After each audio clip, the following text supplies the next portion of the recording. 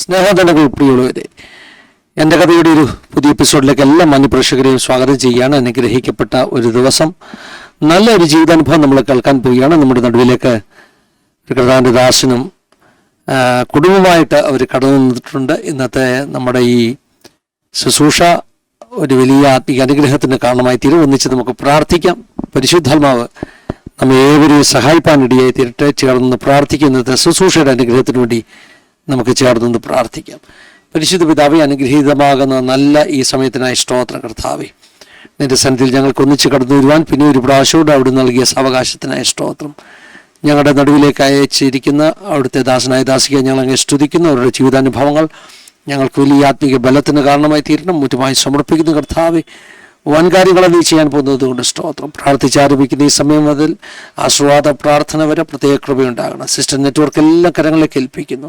സഹായിച്ചാട്ടപ്പ യേശു മൂലം ധർമ്മയായി ഞങ്ങൾ ചോദിക്കുന്നു, കേൾക്കുമാറാകണമേ. അമേൻ, അമേൻ, അമേൻ. ഞാൻ പ്രാരംഭത്തിൽ ഓർപ്പിച്ചതുപോലെ വളരെ നല്ലൊരു ജീവിതാനുഭവം നമ്മൾ കേൾക്കാൻ പോവുകയാണ്. ഇന്ന് നമ്മോടൊപ്പം അനുഭവങ്ങൾ പങ്കുവെക്കുവാൻ കടന്നു വന്നിരിക്കുന്നത് മല്ലപ്പള്ളിയിൽ നിന്ന് കർത്താദാസൻ പാസ്റ്റർ ബിബിൻ മാത്യുവും അദ്ദേഹത്തിൻ്റെ ജീവിത പങ്കാളി സിസ്റ്റർ ഹെലനുമാണ്. വളരെ സ്നേഹത്തോടുകൂടെ ആദരവോടുകൂടെ വാത്സല്യ കുടുംബത്തെ നമ്മൾ ഈ ഒരു സെഷനിലേക്ക് സ്വാഗതം ചെയ്യുകയാണ്. Welcome pastor, price the Lord. സന്തോഷമുണ്ട് നിങ്ങളൊന്നിച്ച് ഈ ഒരു സെഷനിൽ ഞങ്ങളോടൊപ്പം കടന്നു വന്നതിൽ. പാസ്റ്ററുടെ ടെസ്റ്റിമണി കുറച്ചൊക്കെ ഞാൻ നമ്മുടെ ഹിന്ദി ചാനലിൽ കേട്ടു, മേരി കഹാനിയിൽ. സിസ്റ്റർ ടെസ്റ്റിമണി പക്ഷേ കേട്ടില്ല. അപ്പോൾ രണ്ടും കൂടെ ഒന്നിച്ചിന്ന് കേൾക്കാൻ പോവുകയാണ്. അതൊരു ബ്ലെസ്സിങ് ആണെന്ന് ഞാൻ വിശ്വസിക്കുക. മേരി കഹാനിയിലെ ആ ടെസ്റ്റിമണി കണ്ടിട്ട് ഇന്നും ഒരു മധ്യപ്രദേശിൽ നിന്ന് ഒരു അങ്കിൾ എന്നെ വിളിച്ചു. അദ്ദേഹം എന്നോട് പറഞ്ഞതുപോലെ ആ ടെസ്റ്റിമണി കണ്ടിട്ട് വിളിച്ചതാണ് എന്നൊക്കെ പറഞ്ഞ് ഇന്നും എന്നെ വിളിക്കുവാനിടയായി തീർന്നു. ദൈവത്തിന് സ്തോത്രം. അനേകർക്കത് അനുഗ്രഹമായി തീരട്ടെ എന്ന് പ്രാർത്ഥിക്കുന്നു. നമ്മുടെ മലയാളത്തിലും അത് പറയുമ്പോൾ ഒരു വലിയ ദൈവപ്രവൃത്തി കാരണമായി തീരട്ടെ എന്ന് പ്രാർത്ഥിക്കുക. പരിചയപ്പെടാം അല്ലേ പാസ്റ്ററെ? എനിക്കറിയാമെങ്കിലും നമ്മുടെ പ്രേക്ഷകർക്ക് വേണ്ടി ഒന്ന് പറയുകയാണെങ്കിൽ, ഇടയ്ക്കൊരു കാര്യം പറയണം. കേരളത്തിൽ മല്ലപ്പള്ളിയിലാണെന്ന് പറഞ്ഞു, ഹിന്ദി ടെസ്റ്റിമണി പറഞ്ഞെന്ന് പറഞ്ഞു, ബീഹാറിലായിരുന്നു അല്ലേ?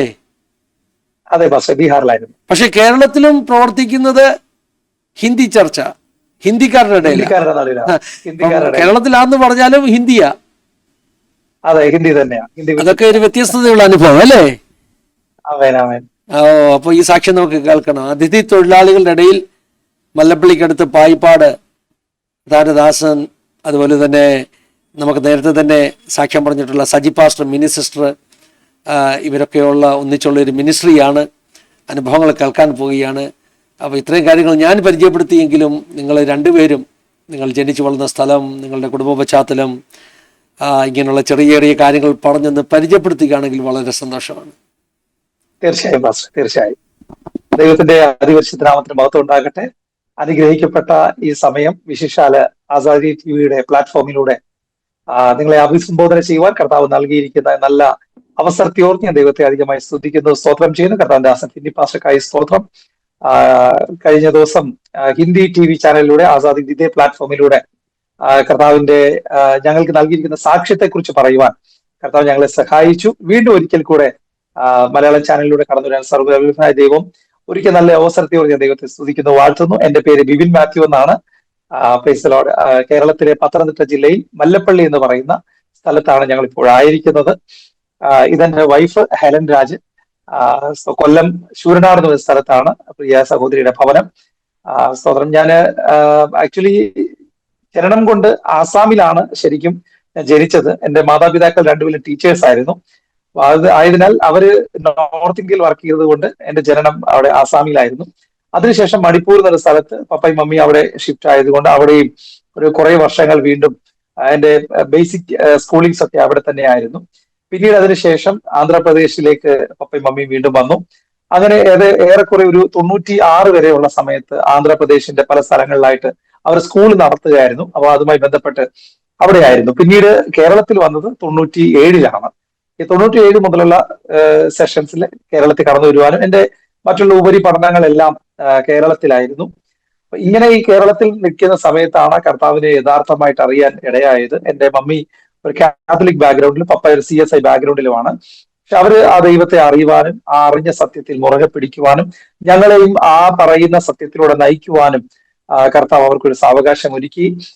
ഇപ്പോൾ ദേവദാസൻ എന്നെ പരിചയപ്പെടുത്തുമ്പോൾ കർത്താവിന്റെ ദാസൻ അല്ലെങ്കിൽ പാസ്റ്റർ എന്നൊക്കെ പറയുമ്പോൾ ഞാൻ കുറെ വർഷങ്ങളിലേക്ക് തിരിഞ്ഞു നോക്കുമ്പോൾ ഇതേ ഭവനത്തിൽ ഇരുന്ന് ഞാനിത് പറയുമ്പോൾ ഞാൻ ചിന്തിക്കുകയായിരുന്നു, അങ്ങനെ ഒരു ടൈറ്റിലിന് യാതൊരു അർഹതയോ യാതൊരു യോഗ്യതയോ എനിക്ക് പറയുവാനില്ല. അങ്ങനെ ഒരു അനുഭവത്തിലൂടെ ആയിരുന്നു ശരിക്കും ഞങ്ങൾ വന്നത്. ഞങ്ങളെ വളർത്തിയതൊക്കെ ഒരു ക്രൈസ്തവ പശ്ചാത്തലമായിരുന്നുവെങ്കിലും അങ്ങനെ കൂടുതലായിട്ട് ദൈവത്തെ ഞങ്ങൾക്ക് അറിയാൻ സാധിച്ചില്ല. എന്നാൽ ഞങ്ങളുടെ മമ്മിയാണ് ആദ്യമായിട്ട് ആ വലിയവനായ ദൈവത്തെ അറിയുന്നത്. അതിലൂടെ ഞങ്ങൾക്കും ആ ദൈവത്തെ പരിചയപ്പെടുവാനും ആ കർത്താവിൽ ആശ്രയിക്കുവാനും ദൈവകൃപ എന്തെന്ന് മനസ്സിലാക്കുവാനും ഒരു പെന്തക്കോസ്ത് ദൈവസഭയിൽ, ചർച്ചക്കോട് ഇന്ത്യയുടെ ദൈവസഭയിൽ ഞങ്ങൾ വളർത്തപ്പെടുവാനും അവിടുന്ന് ശരിക്കും പറഞ്ഞ ക്രൈസ്തവ ബാലപാഠങ്ങൾ പഠിക്കുവാൻ കർത്താവ് സഹായിച്ചു. അവിടെ നിന്നാണ് ശരിക്കും ഞങ്ങൾ അഭിഷേകം പ്രാപിക്കുന്നത്, സ്നാനപ്പെടുന്നതും ദൈവകൃപയിലായിരിക്കുന്നതും ഒക്കെ. അപ്പൊ അന്ന് ഞാൻ ചിന്തിക്കുമായിരുന്നു, ഒരുപാട് പേര് ഞങ്ങളെ നോക്കി പ്രവചിച്ച പ്രവചനമായിരുന്നു. അനേകർക്ക് ഒരു അഭിഷക്തനായിട്ട് നിൽക്കും, കർത്താവിന്റെ ദാസനായിട്ട് കർത്താവ് മാറ്റും. ഈ ഒരു സാക്ഷ്യങ്ങൾ, ഈ ഒരു ടെസ്റ്റ് അല്ലെങ്കിൽ ഈ ഒരു പ്രവചന ശബ്ദം പലരിൽ നിന്നും ഞങ്ങൾ കേട്ടപ്പോ, പ്രത്യേകിച്ച് ഞാൻ കേട്ടപ്പോ ഞാൻ ചിന്തിച്ചൊരു കാര്യമുണ്ട്, ഒരിക്കലും അതിനുള്ള സാധ്യതയില്ല. കാരണം നമുക്ക് അതിന് അങ്ങനെ ഒരു ടേസ്റ്റ് എന്റെ ഉള്ളിൽ വന്നിട്ടില്ലായിരുന്നു. എന്നാൽ ആരാധനയ്ക്കൊക്കെ പോകും, പ്രാർത്ഥനകൾക്കൊക്കെ പങ്കെടുക്കും, ഉപവസിക്കും, പ്രാർത്ഥിക്കും. ഇതെല്ലാം മാതാപിതാക്കൾ തന്ന ഒരു മാതൃക ശരിക്കും പറഞ്ഞാൽ അതൊരു ഒത്തിരി ഗുണമായി തീർന്നു. മമ്മിയും പപ്പയും ആണെങ്കിൽ പോലും അവര് ചെറുപ്പം മുതലേ ഞങ്ങളെ ആ രീതിയിൽ തന്നെ വളർത്തി. എനിക്ക് സഹോദരങ്ങൾ വേറെ രണ്ടുപേരുണ്ട്. സുബിൻ എന്റെ ഒരു ബ്രദർ, ഇളയ ബ്രദറാണ്. റൂബിൻ എന്റെ ഇളയ സഹോദരിയാണ്. അത് ഞങ്ങൾ മൂന്നുപേരും ആയിരിക്കുന്ന ഭവനത്തിൽ ആ ഒരു അന്തരീക്ഷത്തിൽ തന്നെ അവർ വളർത്തിയെങ്കിലും ഒരിക്കലും ദൈവദാസനായി തീരുമെന്ന് ഞാൻ ചിന്തിച്ചതേ അല്ല. പക്ഷെങ്കിൽ എന്റെ പപ്പ ഒരു മാത്സ് ടീച്ചറാണ്. അപ്പം അധികമായിട്ട് മാത്സിനോട് പപ്പയ്ക്ക് ഒരു ഇഷ്ടം, അതിനകത്ത് പപ്പ കുറച്ച് പ്രാവീണ്യം ഉള്ളത് കൊണ്ട് എനിക്കും മാത്സിനോടായിരുന്നു ഇഷ്ടം. അങ്ങനെ ഞാൻ BSc മാത്സ് പൂർത്തീകരിച്ചു. അതിനുശേഷം ഇലക്ട്രോണിക്സ് എഞ്ചിനീയറിംഗ് ചെയ്തു. അപ്പൊ എന്റെ ഈ സമയത്തല്ല എന്റെ മനസ്സിലെ ഒരു ചിന്ത ഒരു അധ്യാപകനായി തീരുക, അല്ലെങ്കിൽ ഏതെങ്കിലും ഒരു കമ്പനിയിൽ ഒരു എഞ്ചിനീയറിംഗുമായി ബന്ധപ്പെട്ട ഏതെങ്കിലും ഒരു മേഖലയിൽ തസ്തികയിൽ വർക്ക് ചെയ്യുക, നിരവധി PSCകൾ എഴുതുക, ഇതൊക്കെയായിരുന്നു എന്റെ ചിന്ത. പക്ഷെ എന്റെ മമ്മി എന്നോട് പറഞ്ഞൊരു കാര്യം ഞാൻ ഓർക്കുന്നു. എനിക്ക് 1 വയസ്സിന് താഴെ പ്രായമുള്ള സമയത്ത് ഫിറ്റ്സ് എന്ന് പറയുന്ന ആ ഒരു അസുഖം പലപ്പോഴും എന്നെ വേട്ടയാടിയിരുന്നു. അപ്പൊ ആ സമയത്ത് ഇങ്ങനെ കരച്ചിലൊക്കെ ഇങ്ങനെ വന്നിട്ട് ഈ കരച്ചിൽ നിർത്താൻ കഴിയാതെ കണ്ണൊക്കെ തള്ളി വല്ലാത്തൊരു അന്തരീക്ഷം, ഒരു മരണകരമായ ഒരു അന്തരീക്ഷം പലപ്പോഴും ഞാൻ സൃഷ്ടിക്കുമായിരുന്നു. അപ്പൊ എന്റെ മമ്മി എന്നോട് പറഞ്ഞിട്ടുണ്ട്, ആ സമയത്ത് ആസാമിൽ വെച്ച് ഏതോ ഒരു ഉപദേശി മമ്മിയെ കണ്ട് പ്രാർത്ഥിക്കാൻ വന്നു. അപ്പൊ അദ്ദേഹം മമ്മിയോട് ചോദിച്ചൊരു ചോദ്യം ഇതാണ്: ഈ മകനെ നിങ്ങൾ നോർത്ത് ഇന്ത്യൻ മിഷണറി ആയിട്ട് നിങ്ങൾ അദ്ദേഹത്തെ ഏൽപ്പിച്ചു കൊടുക്കുമെങ്കിൽ തീർച്ചയായിട്ടും ഞാൻ പ്രാർത്ഥിക്കാം, കർത്താവ് ഈ മോനെ വിടുവിക്കൂ എന്ന് പറഞ്ഞു. അപ്പൊ ആ സമയത്ത് എങ്ങനെയും വിടുതല കിട്ടിയാൽ മതി, കാരണം പലപ്പോഴും ഇങ്ങനെ അസുഖത്താൽ പാറപ്പെടുന്നതുകൊണ്ട് അമ്മ പറഞ്ഞു തീർച്ചയായിട്ടും 1ാമത്തെ പൈതലിനെ ഞാൻ കർത്താവിന് വേലയ്ക്ക് വേണ്ടി നോർത്ത് ഇന്ത്യക്ക് വേണ്ടി വിടാം എന്ന് പറഞ്ഞു. അപ്പൊ അങ്ങനെ ആ തീരുമാനത്തിന്റെ പുറത്ത് ദൈവദാസൻ പ്രാർത്ഥിക്കുകയും ആ പ്രാർത്ഥനയുടെ ഫലമാണ് ശരിക്കും പറഞ്ഞാൽ ഇപ്പോൾ ഒരു നോർത്ത് ഇന്ത്യയിൽ കടന്നു ചെന്ന് ഒരു മിനിസ്ട്രിയിലുമായി ബന്ധപ്പെട്ട് മുമ്പോട്ട് പോകാൻ കർത്താവ് സാവകാശം ഒരുക്കിയത്. ഞാൻ ചിന്തിക്കുമായിരുന്നു, ഒരിക്കലും അങ്ങനെ ടേസ്റ്റ് ഇല്ലാത്തൊരു മനുഷ്യന്റെ ഉള്ളിൽ ദൈവത്തിന്റെ പ്രവചന ശബ്ദം വീഴുമ്പോൾ, വർഷങ്ങൾ കഴിയുമ്പോൾ കർത്താവ് അതിന്റെ ഒരു ഇംപ്ലാന്റേഷൻ, അതിന്റെ ഒരു തിരിച്ചറിവിലേക്ക് ദൈവത്തിന്റെ ആത്മാവ് ഞങ്ങളെ കൊണ്ടുവരാനിടയായി. ഒരു കാര്യം കൂടെ എന്നോട് ചേർത്ത് ഞാൻ പറയട്ടെ. ഞാൻ 10ാം ക്ലാസ്സിൽ പഠിക്കുമ്പോൾ അവിടുത്തെ സ്കൂളിലെ മാത്സിലെ ഫസ്റ്റ് ആയിരുന്നു. ഞാൻ ടോട്ടൽ സ്കൂളിലെ ഫസ്റ്റ് ആയിരുന്നു. പക്ഷെ എന്റെ പ്രോഗ്രസ് കാർഡ് നോക്കുന്ന ഒരാൾക്ക് ഒറ്റ കാര്യം വ്യക്തമായിട്ട് പറയാം: ഒന്നെങ്കിൽ ഇവനൊരു എഞ്ചിനീയർ ആകും, അല്ലെങ്കിൽ ഇവരൊരു മാത്സിന്റെ അധ്യാപകനാണ്. പക്ഷെ ഒരു കാര്യം ഉറപ്പ് അതിനോട് ചേർന്ന് തന്നെ, ആയുസിൽ ഇവനെ കൊണ്ട് ഹിന്ദി സംസാരിക്കാൻ പറ്റത്തില്ല. കാരണം എന്റെ ഹിന്ദി മാർക്ക് 18, 19, 50ൽ 18 അന്നത്തെ പാസ് മാർക്ക്. അപ്പൊ 18, 19 ഈ റേഞ്ചിന്റെ അപ്പുറത്തോളം എനിക്ക് ഹിന്ദി പോകാൻ പറ്റത്തില്ല.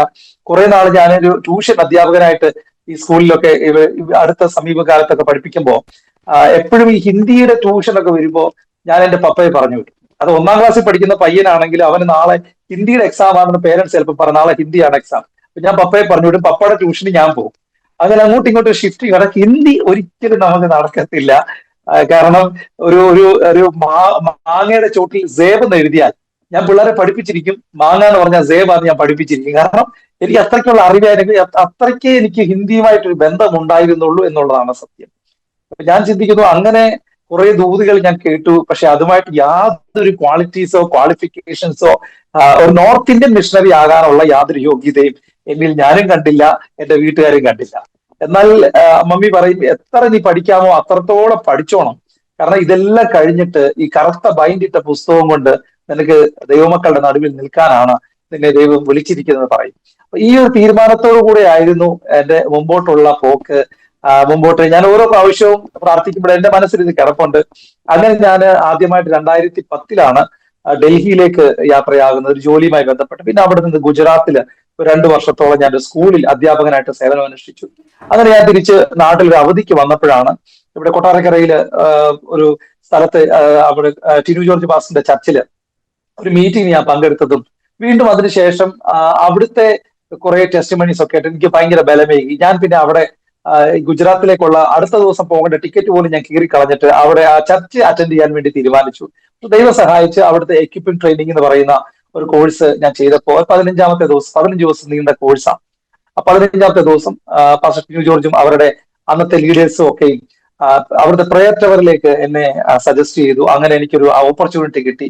പിന്നെ നീണ്ട ഒരു 8ഓളം വർഷക്കാലം അവരുടെ കൂടെ നിന്ന് ദേവദാസന്റെ കൂടെ ശുശ്രൂഷിക്കുവാനും അവിടെ മീഡിയയുടെ മാനേജറായിട്ടും അക്കൗണ്ട്സിൽ വർക്ക് ചെയ്യാനും അഡ്മിനിസ്ട്രേഷനിൽ വർക്ക് ചെയ്യാനും ഒക്കെ കർത്താവിനെ സഹായിച്ചു. അങ്ങനെ നിരവധി തസ്തികകളിൽ ഞാൻ അവിടെ വർക്ക് ചെയ്തുകൊണ്ടിരുന്നു. അവിടെ തന്നെ താമസിച്ച് കൊട്ടാരക്കരയിൽ തന്നെ താമസിച്ച് ആ ചർച്ചുമായി ബന്ധപ്പെട്ടായിരുന്നു പിന്നീട് ഉള്ള എന്റെ ജീവിതമൊക്കെ. ഈ സമയത്തല്ല എന്റെ ഉള്ളിൽ കിടന്നിട്ടൊരു തീഷ്ണത എന്റെ മമ്മി പറഞ്ഞതാണ്, നിന്നെ ഒരു ദൈവവേലക്കാരൻ. അപ്പൊ സത്യത്തിൽ ഞാൻ ദൈവവേലക്കാരനായിട്ട് അവിടെ ചെന്നു എങ്കിൽ പോലും ഞാൻ ശരിക്കും വർക്ക് തന്നെയാണ് ചെയ്യുന്നത്. കാരണം ഒരു ഞായറാഴ്ച ഒഴിച്ച് ബാക്കി 6 ദിവസവും അവിടുത്തെ ഓഫീസ് വർക്കുകൾ, അവിടുത്തെ അക്കൗണ്ട്സ്, അഡ്മിനിസ്ട്രേഷൻ, മീഡിയ, ഇതുമായി ബന്ധപ്പെട്ട് തന്നെയായിരുന്നു ഞാൻ മുമ്പോട്ട് പോയിക്കൊണ്ടിരുന്നത്. അങ്ങനെ ആ സമയത്താണ് ഹെലനുമായിട്ട് ബന്ധപ്പെട്ടൊരു വിവാഹം ഒരു ആലോചന കിട്ടുന്നതും ആ ആലോചന പ്രകാരം കർത്താവിന്റെ ദാസൻ ഞങ്ങളെ വിവാഹത്തിൽ ഞങ്ങളെ കൂട്ടിച്ചേർത്തു. ആ സമയത്ത് ഹെലനും അവരുടെ മമ്മി പേരൻസും ഒക്കെയും ആ സഭയുടെ തന്നെ മെമ്പേഴ്സ് ആയിട്ട് തുടരുന്ന സമയത്താണ് ഞങ്ങളുടെ വിവാഹം നടക്കുന്നത്. അങ്ങനെ 2017 ഞങ്ങളുടെ വിവാഹം ആ സഭയുമായി ബന്ധപ്പെട്ട് കർത്താവ് നടത്തുവാനിടയായത്. ഈ സമയമൊക്കെയും ഞാനൊരു വർക്ക് ചെയ്യുന്ന എന്നാൽ ഒരു പാർട്ട് ടൈം സുവിശേഷകനാണ്. ബുധനാഴ്ചകളിൽ നടക്കുന്ന കെയർസലുകളിൽ മറ്റും മീറ്റിംഗിൽസും മറ്റും പോകും. ഇതിന്റെ അപ്പുറത്തോട്ട് ശരിക്കും പറഞ്ഞാൽ ഞാൻ ചിന്തിച്ചതേ ഇല്ല ഒരു പൂർണ്ണ സമയം സുവിശേഷകനാകും എന്ന് ഞാൻ ചിന്തിച്ചതേ അല്ലായിരുന്നു. സ്തോത്രം. പാസ്റ്ററെ, സിസ്റ്റർക്ക് പറയാം കേട്ടോ, സിസ്റ്റർ പശ്ചാത്തലമൊക്കെ പറയാം, സാക്ഷ്യങ്ങൾ ഒത്തിരി കേൾക്കാനുണ്ട്. പക്ഷെ പാസ്റ്റർ പറഞ്ഞപ്പോൾ 1-2 കാര്യങ്ങൾ എൻ്റെ മനസ്സിൽ വന്ന് പറയുക. നമ്മൾ തമ്മിലൊരു ചെറിയ സാമ്യമുണ്ട്. ഞാനും ആസാമിലാണ് എൻ്റെ ചൈൽഡ്ഹുഡ് വിനിയോഗിച്ചത്. പാസ്റ്റർ ആസാമിനെ കുറിച്ച് പറഞ്ഞപ്പോൾ ഞാൻ തേസ്പൂരിലായിരുന്നു. അതുപോലെ തന്നെ ചെറിയ പ്രായത്തിലെ മാതാപിതാക്കൾക്ക് തലമുറ ഇല്ലാതിരിക്കുമ്പോൾ കർത്താവിൻ്റെ വേലയ്ക്ക് വേണ്ടി അവരെന്നെ സമർപ്പിച്ചതാണ്. ഞാനും ഈ കണക്കിന് ഭയങ്കര താല്പര്യമുള്ള ആളായിരുന്നു. 10ാം ക്ലാസ്സിലൊക്കെ പഠിക്കുമ്പോൾ എനിക്ക് ഫസ്റ്റ് ടൈമിൽ 2 മാർക്കേ കണക്കിന് നഷ്ടപ്പെട്ടുള്ളൂ. അപ്പം നഷ്ടപ്പെടാൻ കാരണം ഞാൻ ആ ക്വസ്റ്റ്യൻ കണ്ടില്ല, ആൻസർ ചെയ്തില്ല. പക്ഷേ പിന്നീട് എൻ്റെ കണക്കൂട്ടലുകൾ തെറ്റി. കർത്താവിൻ്റെ വേലയ്ക്ക് വേണ്ടിയാകുമ്പോൾ ദൈവം എത്ര കണക്കും മിടുക്കനാണെങ്കിലും കണക്കൂട്ടൽ തെറ്റിക്കും. അപ്പോൾ അങ്ങനെ നമ്മൾ സാധാരണ പറയത്തില്ല കണക്കൂട്ടൽ തെറ്റിപ്പോയെന്ന്. അങ്ങനെ ദൈവം നമ്മളെയൊക്കെ നമ്മുടെ കണക്കിലല്ല ദൈവത്തിൻ്റെ കണക്കിൽ പെടുത്തി അല്ലേ ഇന്ന് നിർത്തിയിരിക്കുന്ന ഒരു കാര്യമാണ്. ഹെലൻ സിസ്റ്റർ എവിടെയാ ജനിച്ചു വളർന്നൊക്കെ? സിസ്റ്ററുടെ പശ്ചാത്തലമൊക്കെ ഒന്ന് കേട്ടാൽ അതിനുശേഷം നിങ്ങൾക്ക് നിങ്ങളുടെ 2 പേരുടെ അനുഭവങ്ങൾ പറയാം കേട്ടോ. ചെറിയ പ്രായം മുതലുള്ള അനുഭവങ്ങൾ പറയാം, കണ്ടിന്യൂ ചെയ്യാം.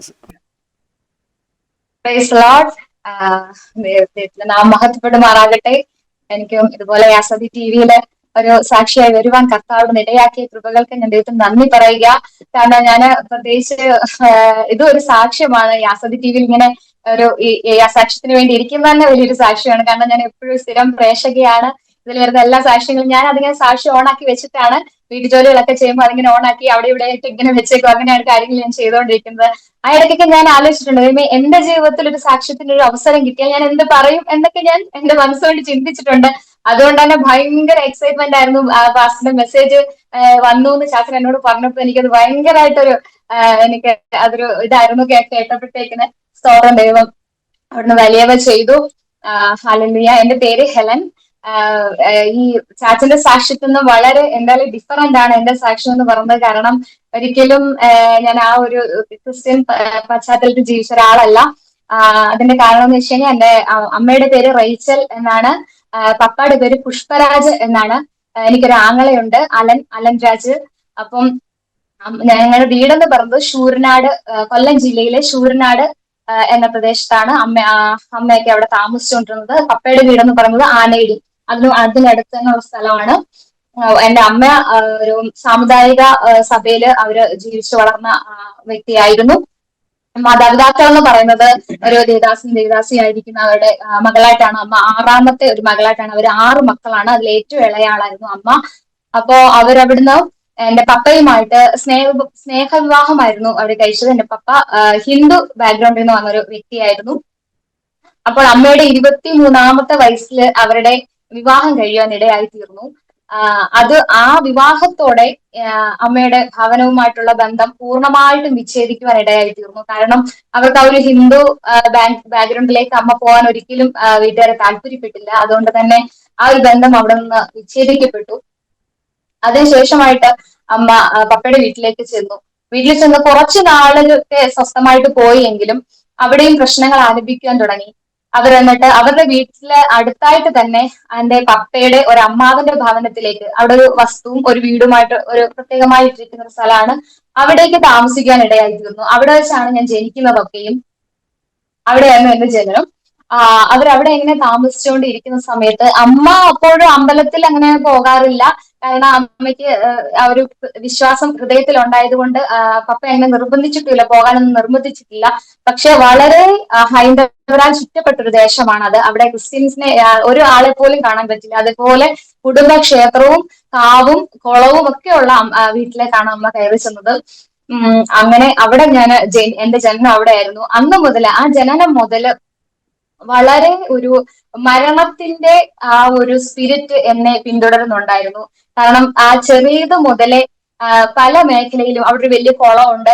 ആ കുളത്തിന് അരികെ അവിടേക്ക് നടന്ന് ഓട്ടോമാറ്റിക്കായിട്ട് കുഞ്ഞ് ആയിട്ട് നടന്നങ്ങ് പോകുമ്പോ ആരെങ്കിലും വിളിച്ചു പറയേണ്ടത് കുഞ്ഞു പോകുന്നു എന്ന് അമ്മയോട് വിളിച്ചു പറയാം. അപ്പോഴായിരിക്കും അമ്മ കാണുന്നത്. അങ്ങനെ പിടിച്ചുകൊണ്ട് വരിക, അങ്ങനെയൊക്കെ ആ ഒരു മരണത്തിന്റെ സ്പിരിറ്റ് എപ്പോഴും എന്നെ പിന്തുടർന്നു കൊണ്ടിരുന്നു.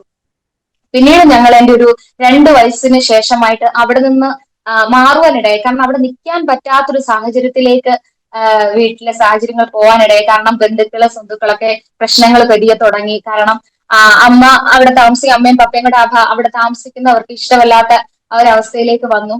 അവര് പ്രശ്നങ്ങൾ തുടങ്ങി. അവിടെ നിന്ന് മാറി താമസിക്കാനിടയായി, ഒരു വാടക വീട്ടിലേക്ക് മാറി താമസിക്കാനിടയായി. അവിടെ വെച്ചും ഈ ഒരു മരണം പലപ്പോഴായിട്ട് എന്നെ പിന്തുടരാനിടയായി.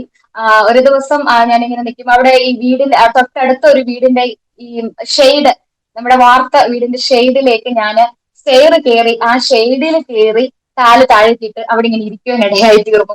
അപ്പൊ അമ്മ ദൂരത്ത് നിന്ന് ഇതിനെ കണ്ടു. അപ്പൊ പെട്ടെന്ന് അയ്യോ മോളെ എന്ന് വിളിച്ചു കഴിഞ്ഞാൽ ചാടി എഴുന്നേറ്റ് എന്റെ തല മുകളിൽ ചെന്ന് മുട്ടി താഴേക്ക് വീണ് പതിക്കും. അതുകൊണ്ട് പതിയെ നടന്നു വന്ന് പതിയെ എന്റെ കയ്യിൽ പിടിച്ച് അങ്ങനെ ഇറക്കി കൊണ്ടുവന്നു. അങ്ങനെ പല പല മേഖലയിലും അങ്ങനെയുള്ള ഒരു സ്പിരിറ്റ് എന്നെ പിന്തുടർന്നിരിക്കുകയായിരുന്നു. പിന്നീട് ഈ മിഠായി കഴിക്കുന്നത്, ഇത്രയും വലിയൊരു മിഠായി എന്റെ തൊണ്ടയിൽ കുടുങ്ങിയിട്ട് അമ്മ വെച്ച് കരഞ്ഞു. അമ്മയ്ക്ക് ഒന്നും ചെയ്യാൻ കഴിഞ്ഞില്ല. പക്ഷെ റോഡിൽ കൂടെ പോയവര് കേട്ടിട്ട് വന്ന് വിരലിട്ട് ആ മിഠായി വലിച്ചെടുത്തപ്പോഴാണ് എനിക്ക് ബോധം വീണത്. കണ്ണു തുള്ളിയാ നിൽക്കുന്ന ഒരു അവസ്ഥയായിരുന്നു. അങ്ങനെയൊക്കെ കുറെ ജീവിതത്തിലൂടെ കടന്നുപോയി. അങ്ങനെ ഞാൻ വളർന്നു വന്ന സാഹചര്യം അങ്ങനെയായിരുന്നു. അത് കഴിഞ്ഞ് എനിക്കൊരു 5 വയസ്സ്, എന്റെ 6ാമത്തെ വയസ്സിലാണ് എനിക്ക് അനിയൻ ഉണ്ടാകുന്നത്. അപ്പോഴേക്കും ഞങ്ങൾ അവിടെ നിന്ന് വീട് മാറി എന്റെ അമ്മയ്ക്ക് വേണ്ടി ഓഹരി വീട്ടുകാർ കുറച്ച് കൊടുത്തിരുന്നു. ആ വസ്തുവിൽ ഒരു വീട് വെച്ച് ഞങ്ങൾ, അതാണ് ശൂരനാട്ടത്തെ വീട്, അവിടെ ഞങ്ങൾ താമസിക്കാൻ ഇടയായി.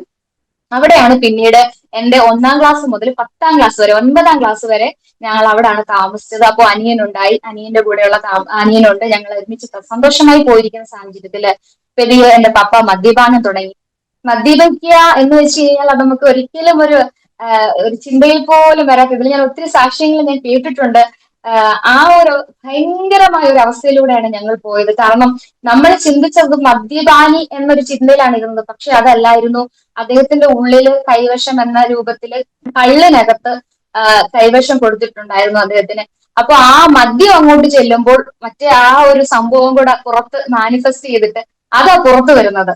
പുറത്തു വരികയും അമ്മയെ ഉപദ്രവിക്കുകയും സ്വയം മരിക്കാൻ നോക്കുകയും കയറിട്ട് തൂങ്ങാൻ നോക്കുകയും ഇങ്ങനെയുള്ള കാര്യങ്ങളെല്ലാം അച്ഛൻ ചെയ്യാൻ തുടങ്ങി, എന്റെ പപ്പ ചെയ്യാൻ തുടങ്ങി. അത് ഒരിക്കലും നമുക്ക് കണ്ടു നിൽക്കാൻ പറ്റത്തില്ല. ഞങ്ങള് അയലത്തുകാര് ചിന്തിക്കുന്നത് രാത്രിയിലെ ഈ ബഹളം എല്ലാം കഴിഞ്ഞ് അവർ ചിന്തിക്കുന്ന രാവിലെ ആകുമ്പം അമ്മയും മക്കളും ഒന്നുകിൽ കിണറ്റിൽ മരിച്ചു കിടക്കും, അല്ലെങ്കിൽ അവിടെ അയ്യത്തോ പറമ്പിലോ ആണ് മരിച്ചു കിടക്കുമായിരിക്കും എന്നൊരു ചിന്തയിലാണ് അയലത്തുകാർ എഴുന്നേക്കുന്നത്. പക്ഷെ രാവിലെ ആകുമ്പോൾ ആള് നോർമലാണ്. ആള് വന്നിട്ട് പറയും കാപ്പി ഇട്ടോടിയും ചോദിക്കും, കാപ്പി കുടിക്കും, അങ്ങനെ ജോലിക്ക് പോകും. പക്ഷെ സന്ധ്യക്ക് വരുന്നത് വേറൊരു രീതിയിലാണ് ആള് വരുന്നത്. അപ്പോഴേ ഞങ്ങള് പേടിച്ച് വിറച്ചാണ് ഇരിക്കുന്നത്. എനിക്ക് 5-6 വയസ്സേ ഉള്ളൂ.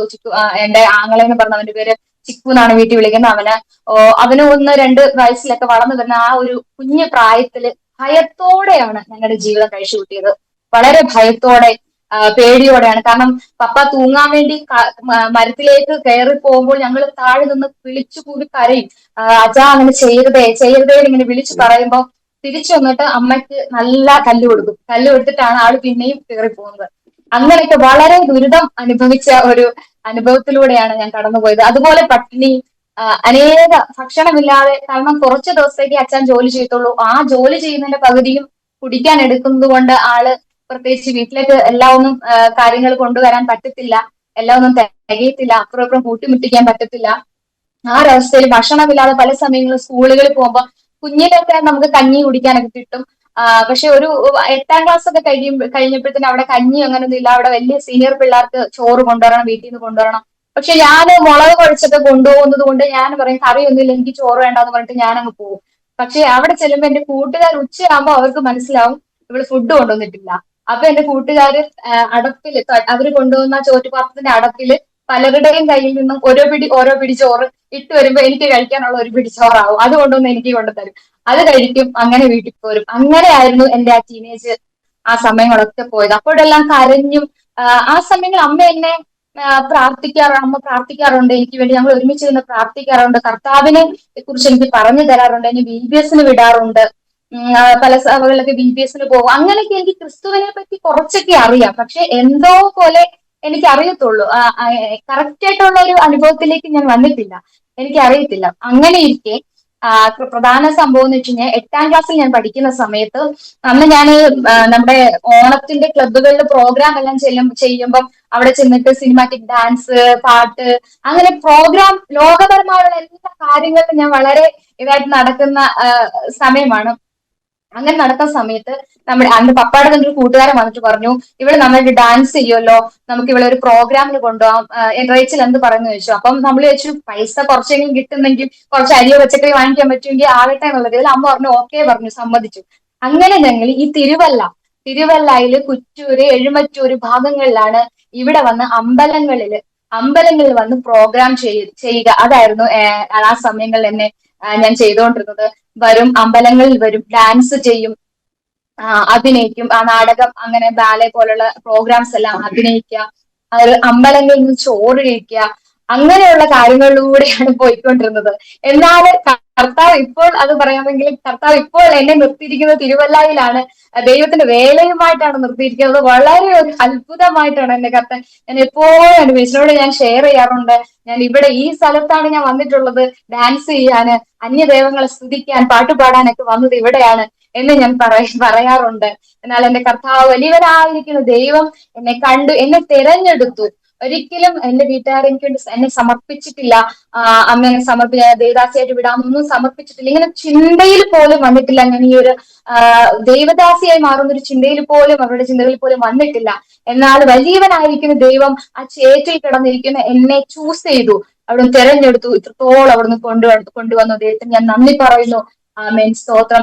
അങ്ങനെ ആ ഒരു കാലഘട്ടം അങ്ങനെ പോയിക്കൊണ്ടിരുന്നു. അതിന്റെ 10ാം ക്ലാസ് ആയപ്പോഴത്തേക്കിന് അമ്മ അവര് പറഞ്ഞു ഇതുപോലെ സുൽത്താൻ ബത്തേരി അങ്ങനെ കുറെ സ്ഥലങ്ങളിലേക്ക് ഒരു പ്രോഗ്രാം ബുക്ക് ചെയ്തപ്പോ അമ്മ പറഞ്ഞു ഒരിക്കലും ഞാൻ വിടത്തില്ല, ഇനി ദൂരത്തോട്ട് പോകാൻ വിടത്തില്ല, 10ലെ എക്സാം അവൾ എഴുതിക്കണം, അവൾക്ക് എന്തെങ്കിലും വിദ്യാഭ്യാസം ഉണ്ടെങ്കിൽ പറ്റത്തുള്ളൂ. അന്നൊരു വാക്ക് അമ്മ വിലക്കുവാനിടയായിട്ട്. അന്ന് അമ്മ അങ്ങനെ ഒരു വിലക്കിയില്ലായിരുന്നെങ്കിൽ ഒരുപക്ഷെ ഇങ്ങനെ ഒരു അവസ്ഥയിലേക്ക് എനിക്ക് ആയിരിക്കാൻ കഴിയത്തില്ലായിരുന്നു. കാരണം പ്രോഗ്രാം അങ്ങനെയുള്ള ഒരു രോഗപരമായ ഒരു ജീവിതത്തിലേക്ക് ഞാൻ പോകേണ്ടി വന്നേ. പക്ഷെ അവിടെ വെച്ച് അമ്മ അത് വിലക്കി എന്നെ കൊണ്ടുവന്ന് 10ന്റെ എക്സാം ഒക്കെ എഴുതിച്ചു. ആ സമയങ്ങളിലൊക്കെയും ക്ലാസ്സിലൊക്കെ പോയിരുന്നു ഉറക്കമാ. കാരണം രാത്രിയിലെ പ്രോഗ്രാമും എല്ലാം കഴിഞ്ഞു വന്ന് എനിക്ക് ക്ലാസ്സിൽ ശ്രദ്ധിക്കാൻ ഒന്നും പറ്റാത്ത അവസ്ഥയിൽ ഉറക്കുക, അങ്ങനെ ഒരു അവസ്ഥയിലാണ് പോയിക്കൊണ്ടിരുന്നത്.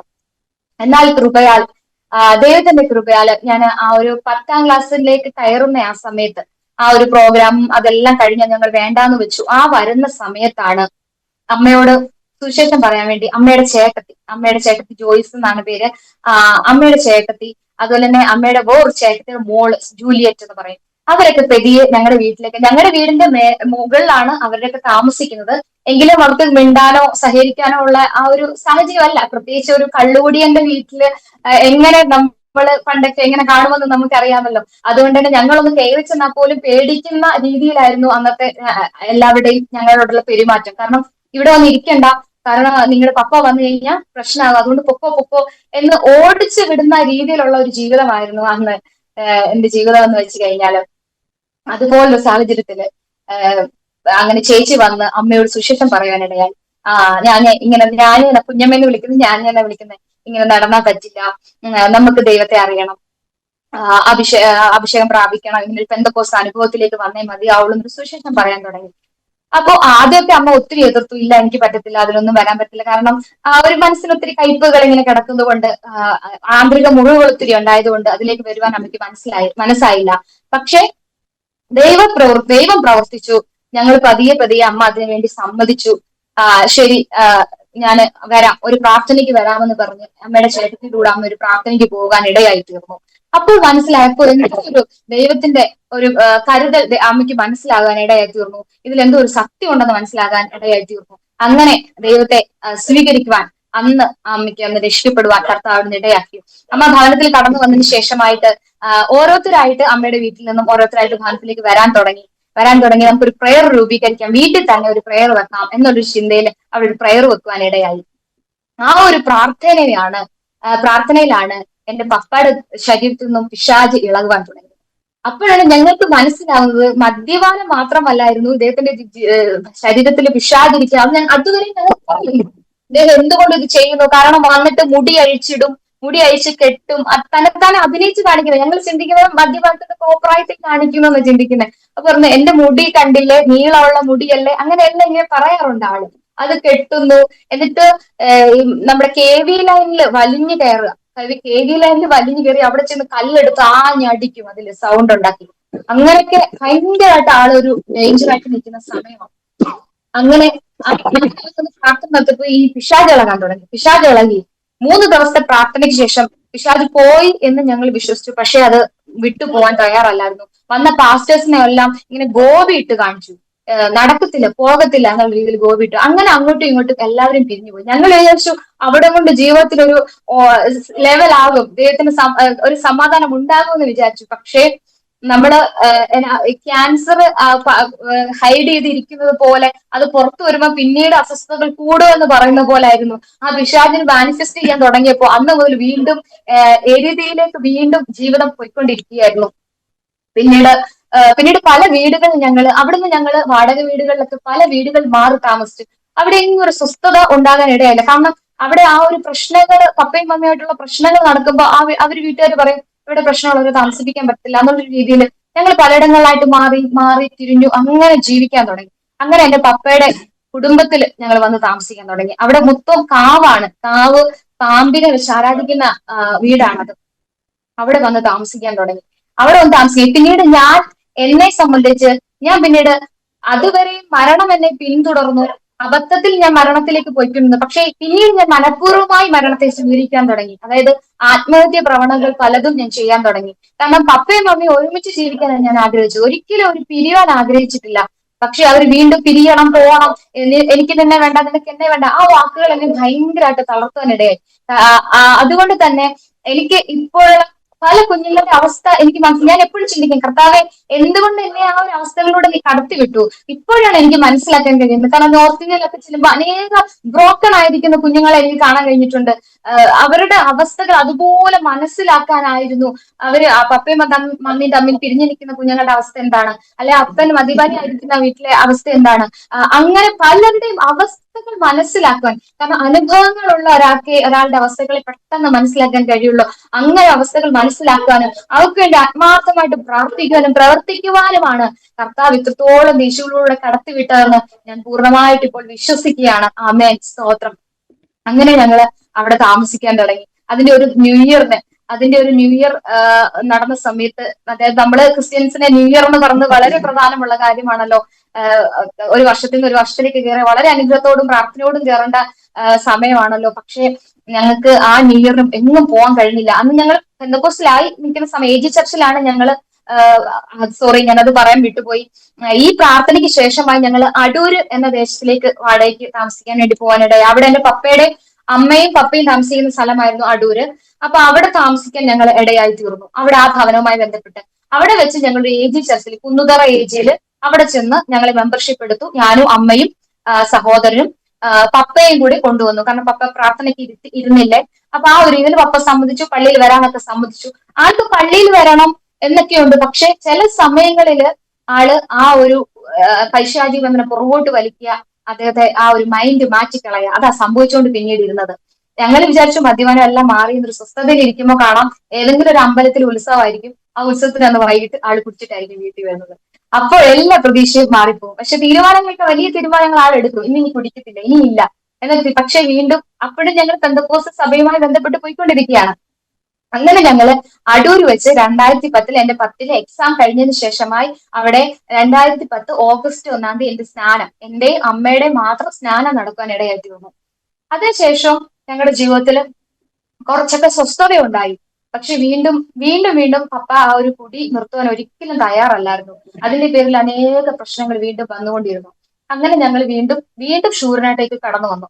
ആ കടന്നു വന്നതിന് ശേഷമാണ് ഞങ്ങൾ അപ്പന്റെ കുടുംബത്തിൽ, പപ്പയുടെ കുടുംബത്തിലായിട്ട് താമസിച്ചത്. ആ താമസിച്ച സമയത്ത് വളരെ ഞാൻ ആത്മഹത്യ ചെയ്യുന്ന ആ ഒരു സാഹചര്യം പറയാമെങ്കിൽ, എന്റെ പപ്പ അവിടെ ഒരു കമ്പനിയിൽ ജോലി ചെയ്തുകൊണ്ടിരുന്ന, ആ ഒരു പൈപ്പിന്റെ കമ്പനിയിൽ. അവിടെ ഒരു ദിവസം പോയി നിന്നപ്പോ പപ്പയും മമ്മിയും അവിടെ നല്ല പ്രശ്നത്തിൽ നിൽക്കുക, രണ്ടുപേരും അങ്ങോട്ടും ഇങ്ങോട്ടും വാക്ക് തർക്കത്തിൽ നിൽക്കുക. അപ്പൊ ഞാൻ അവിടെ നിന്ന് തൊട്ടടുത്ത് ആറ് ഒഴുകുന്നുണ്ട്, ആറ് നല്ല ആഴമുള്ള ആറ്. അപ്പൊ ഞാൻ പറഞ്ഞു, നിങ്ങൾ ഇപ്പൊ ഇത് നിർത്തിയില്ലെങ്കിൽ ഞാൻ ഇപ്പൊ ഈ ആറ്റി പോയി ചാടുമെന്ന് പറഞ്ഞു. പക്ഷെ രണ്ടുപേരും അത് മൈൻഡ് ചെയ്യുന്നില്ല, സംസാരിക്കുക, അവരുടെ സംസാരം വർദ്ധിച്ചുകൊണ്ടിരിക്കുക. ഞാൻ പെട്ടെന്ന് അവിടുന്ന് ഒരു ഓട്ടോ ഓടിച്ചെന്ന് ഞാൻ ആറിന്റെ വക്ക് വരെ എത്തിയപ്പോൾ അവിടെ രണ്ട് ബംഗാളികൾ അവിടെ നിൽപ്പുണ്ടായിരുന്നു, ബംഗാളി പയ്യന്മാര് അവിടെ നിൽപ്പുണ്ടായിരുന്നു. അപ്പൊ അവരോട് ഇവിടെ നിന്ന് വിളിച്ചു പറഞ്ഞു, ആ കുട്ടിയെ പിടിച്ചോ, ആ കയ്യിൽ കയറി പിടിച്ചോളാൻ പറഞ്ഞു. അപ്പോഴത്തേക്ക് പെട്ടെന്ന് അവർ കയറി ഇങ്ങനെ കയ്യിൽ അങ്ങ് പിടിച്ചിട്ട് പുറകോട്ട് എന്നെ അങ്ങ് പിടിച്ചു മാറ്റി. അപ്പോഴത്തേനും അമ്മ എന്റെ പുറകെ ഓടി വന്നായിരുന്നു, എന്നെ പിടിച്ചു. അപ്പോൾ ഞാൻ ഇപ്പോൾ ചിന്തിക്കുമെന്ന് വെച്ച് കഴിഞ്ഞാൽ, എന്നെ ആത്മഹത്യയിൽ നിന്ന് രക്ഷിക്കുവാൻ രണ്ട് ബംഗാളി സഹോദരങ്ങൾ അവിടെ നിർത്തി. പക്ഷെ ഇപ്പോൾ ഞാൻ നോർത്ത് ഇന്ത്യയിൽ ദൈവത്തിന് വേല ചെയ്യുമ്പോൾ പലരുടെ ആത്മഹത്യയിൽ നിന്ന് രക്ഷിക്കുവാൻ വേണ്ടി കർത്താവ് അവർക്ക് വേണ്ടി എന്നെ എഴുന്നേൽപ്പിച്ചല്ലോ എന്ന് ഓർക്കുമ്പോൾ എനിക്ക് വളരെ ഒരു സന്തോഷമാണ്. സ്തോത്രം. ഇപ്പോൾ ഞാൻ ഇവിടെ പറയണല്ലോ പഴയ കാര്യം ഓർത്തുകൊണ്ടിരുന്നപ്പോ ഓർത്ത ഒരു കാര്യമായിരുന്നു അത്. ഇല്ലെന്നും ഞാൻ ആഴമായ ആ ആറ്റിലേക്ക് വീഴും, എനിക്ക് നീന്തൽ അറിയത്തില്ല, ഞാൻ മരണത്തിലേക്ക് അവസാനിക്കുമായിരുന്നു. പക്ഷെ കർത്താവ് അവിടെയും ദൈവത്തിന്റെ കരം അവിടുന്ന് അടിയോട് കൂടെയിരുന്നു. സ്തോത്രം. ദൈവത്തിന്റെ കരം കൂടെയിരുന്നു. അങ്ങനെ വളരെ പ്രയാസത്തിലൂടെ പ്രതികൂലത്തിലൂടെ എല്ലാം പോകുന്ന സാഹചര്യത്തിലായിരുന്നു സാഹചര്യത്തിലൂടെയായിരുന്നു കടന്നുപോയത്. അങ്ങനെ ഞങ്ങൾ സ്ഥാനപ്പെട്ടു. പിന്നീട് ഞങ്ങൾ ഷൂറിനായിട്ട് പിന്നീട് താമസമാക്കി, പല വാടക വീടുകളിലൊക്കെ താമസമാക്കി. അങ്ങനെ ചുരുക്കി പറയാമെങ്കിൽ 2013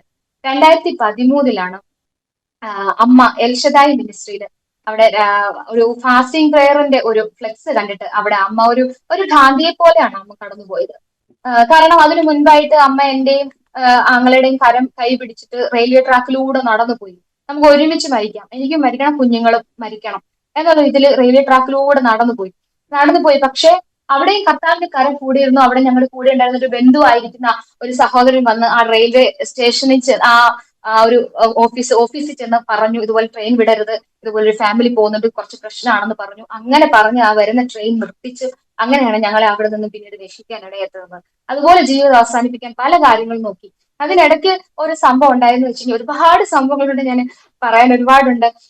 ഒരു കാര്യം എന്ന് വെച്ച് കഴിഞ്ഞാല് ഞാൻ ഈ ഒരു വീട്ടിലെ പ്രശ്നം കൊണ്ട് ഞാൻ ഒരു ദിവസം ഞാൻ ജോലിക്ക് ഇടയ്ക്കിടയ്ക്ക് ഞാൻ കമ്പ്യൂട്ടർ കഫേയിൽ അങ്ങനെ ജോലിക്ക് പോകാറുണ്ട്. അവിടെ നിന്ന് ഞാൻ വീട്ടിലേക്ക് പോകാൻ തീരുമാനിച്ചു. ഞാൻ വിചാരിച്ചു എന്റെ ബന്ധു വീട്ടിലേക്ക് ഞാൻ പോകും. അവിടെ നമ്മുടെ അടുത്ത് ഇച്ചിരി അകന്ന ബന്ധു വീടാണ്. അവിടെ ഒരു ആന്റി ഉണ്ട്, ആന്റിയുടെ ആങ്ങളയുണ്ട്, ആന്റിയുടെ അമ്മയും മോളും അവിടെ ഇത്രയും പേര് അവിടെ താമസിക്കുന്നത്. ആന്റിയുടെ ആങ്ങളെ സംബന്ധിച്ച് ആങ്ങൾക്ക് തലയ്ക്ക് മാനസികമായ അസുഖമുള്ള ആളാണ്. അദ്ദേഹത്തെ കൂട്ടി ഒരു റൂമിൽ ഇങ്ങനെ ഇട്ടേക്കുക. അപ്പൊ ഞാൻ വിചാരിച്ചു എന്തെങ്കിലും കുഴപ്പമില്ല, ഞാൻ അങ്ങോട്ട് പോവാ, ഇവരോട് പറയുന്നില്ല, ഫോൺ ചെയ്യുന്നില്ല, പപ്പയോട് മമ്മിയോട് പറയുന്നില്ല എന്ന് തീരുമാനം എടുത്തു. ഞാൻ സന്ധ്യയായപ്പോൾ ജോലി കഴിഞ്ഞ് നേരെ ആ വീട്ടിലേക്ക് പോകാൻ ഇടയായിട്ട് വന്നു. രാത്രി ഞാൻ കോൾ ചെയ്യാനേ പോയില്ല. അപ്പൊ രണ്ടുപേരും എന്നെ അന്വേഷിക്കാൻ തുടങ്ങി. എന്റെ കൂട്ടുകാരോട് വിളിച്ചു ചോദിക്കുന്നത് എവിടെ പോയി. അങ്ങനെ അന്വേഷണമായി. ഞാൻ കുറച്ച് അന്വേഷിക്കട്ടെ എന്നുള്ള രീതിയിൽ തന്നെ ഞാൻ അവിടെ നിന്നു. പിറ്റേന്ന് രാവിലെ ആയപ്പോഴത്തേന് അമ്മ എന്നെ കണ്ടുപിടിച്ചു, അവിടെ വന്നു. ഇവിടെ അപ്പൊ പിന്നീട് പരിഭവങ്ങളൊക്കെ ആയി ഞാൻ പറഞ്ഞു ഞാൻ വരുന്നില്ല വീട്ടിലേക്ക്, ഞാൻ ഇവിടെ നിൽക്കുകയെന്ന് പറഞ്ഞു. അപ്പൊ പറഞ്ഞ കുഴപ്പമില്ല, ഒരാഴ്ചത്തേക്ക് നിന്നോ, ആന്റിയോട് കണ്ട് സംസാരിച്ചു, ഓക്കെ നീ ഇവിടെ നിന്നോ എന്ന് പറഞ്ഞു. അങ്ങനെ അമ്മ സമാധാനമായിട്ട് വീട്ടിലോട്ട് പോരുന്നു. അങ്ങനെ ഞാൻ അവിടെ നിന്ന് ജോലിക്ക് പോകാൻ വേണ്ടി തുടങ്ങി. അങ്ങനെ പോകാൻ ഇറങ്ങിയ ദിവസം ഒരു ദിവസം രാവിലെ ഞാൻ ഇങ്ങനെ നോക്കുമ്പോൾ എനിക്ക് ബ്രേക്ക്ഫാസ്റ്റ് അവിടെ എടുത്തു വെച്ചിട്ടുണ്ട്. അവിടുത്തെ ആന്റി എടുത്തു വെച്ചതാ. ഞാൻ പെട്ടെന്ന് ധൃതി വെച്ച് ഞാൻ ചെന്ന് പെട്ടെന്ന് അതെടുത്ത് കഴിച്ചിട്ട് കുറച്ച് കഴിച്ചുള്ളൂ, ഒരു പകുതി, ഒരു ദോശയും ചമ്മന്തിയായിട്ട് വെച്ചു പോവാ. അതിന്റെ പകുതി വെച്ചിട്ട് ഞാൻ പെട്ടെന്ന് ജോലിക്ക് പോയി ചെന്നിട്ട് എനിക്ക് ഇരിക്കാൻ പറ്റുന്നില്ല, എന്റെ തല മൊത്തം കറങ്ങുന്നത് പോലെ, എനിക്ക് ഛർദ്ദിക്കാൻ വരുന്നു, ഭയങ്കരമായിട്ട് എന്റെ ശരീരം തളർന്നുകൊണ്ടിരിക്കുക, ആ ഒരു അവസ്ഥയിലിരിക്കുക. അങ്ങനെ പിന്നീട് എനിക്ക് ഛർദ്ദിക്കാൻ ഞാൻ ശരിക്കും ഛർദ്ദിച്ചു. അങ്ങനെ ഞാൻ ടയേർഡായി, ഭയങ്കര വല്ലാത്ത അവസ്ഥയിലേക്ക് പോയി. പക്ഷെ എന്താ കാരണമെന്ന് എനിക്ക് മനസ്സിലാകുന്നില്ല. അങ്ങനെ പിന്നീട് ഞാൻ ആ വീട്ടില് വൈകിട്ട് ചെന്നതിന് ശേഷമാണ് എനിക്ക് മനസ്സിലായത്, അവിടുത്തെ ആ ചേട്ടൻ മാനസിക രോഗി എന്ന് പറഞ്ഞില്ലേ, ആ ചേട്ടന് വേണ്ടിയിട്ട് ബ്രേക്ക്ഫാസ്റ്റ് അവിടെ എടുത്തു വെച്ച് അവർ ഗുളിക അതിൽ പൊടിച്ച് ചേർത്തിരിക്കുന്ന, മാനസിക രോഗിക്ക് വേണ്ട ഗുളിക പൊടിച്ച് ചേർത്തിരിക്കുന്ന ബ്രേക്ക്ഫാസ്റ്റ് ആയിരുന്നു അവിടെ വെച്ചിരുന്നത്.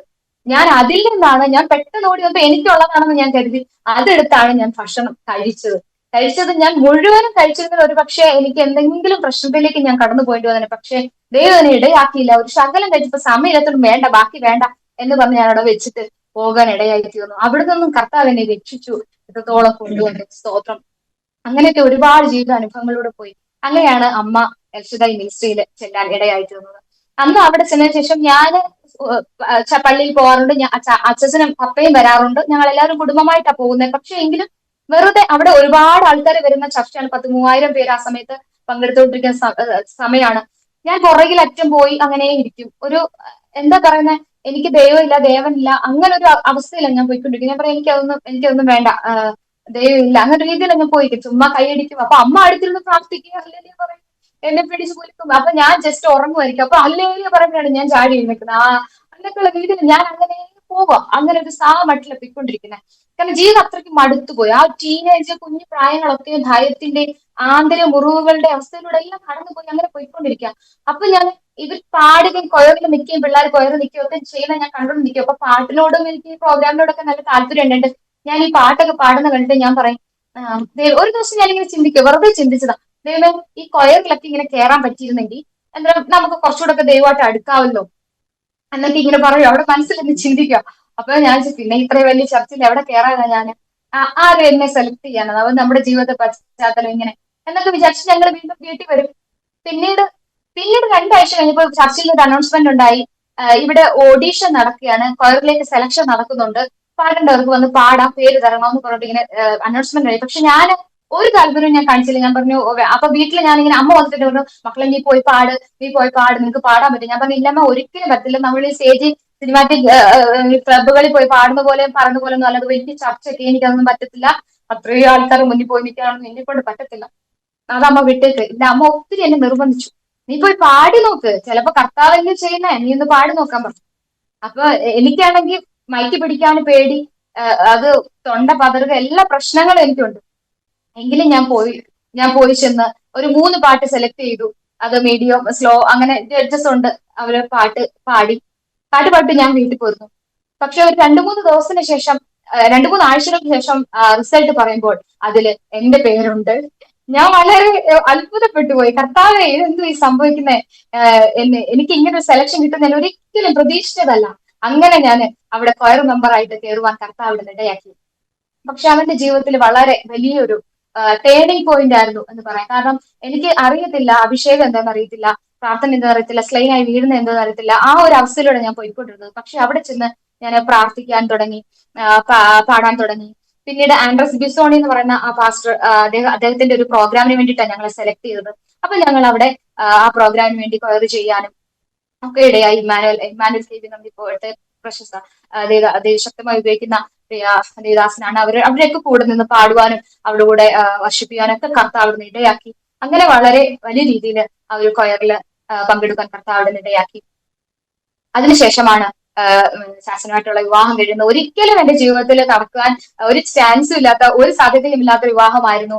കാരണം ഒരു ദേവദാസൻ എന്റെ ജീവിതത്തിൽ കടന്നു വരിക, ഞങ്ങളുടെ ഭവനത്തിലേക്ക് വരിക എന്ന് പറയുന്നത് ഒരിക്കലും എന്റെ ബന്ധുക്കൾക്കോ ഒന്നും ചിന്തകൾ പോലും വരാൻ പറ്റാത്തൊരു കാര്യമായിരുന്നു എന്റെ ജീവിതത്തിൽ നടന്നത്. വളരെ ഭംഗിയായിട്ട് കർത്താവ് അത്ഭുതകരമായി ആ വിവാഹം നടക്കുവാൻ ഇടയായി തീർന്നു.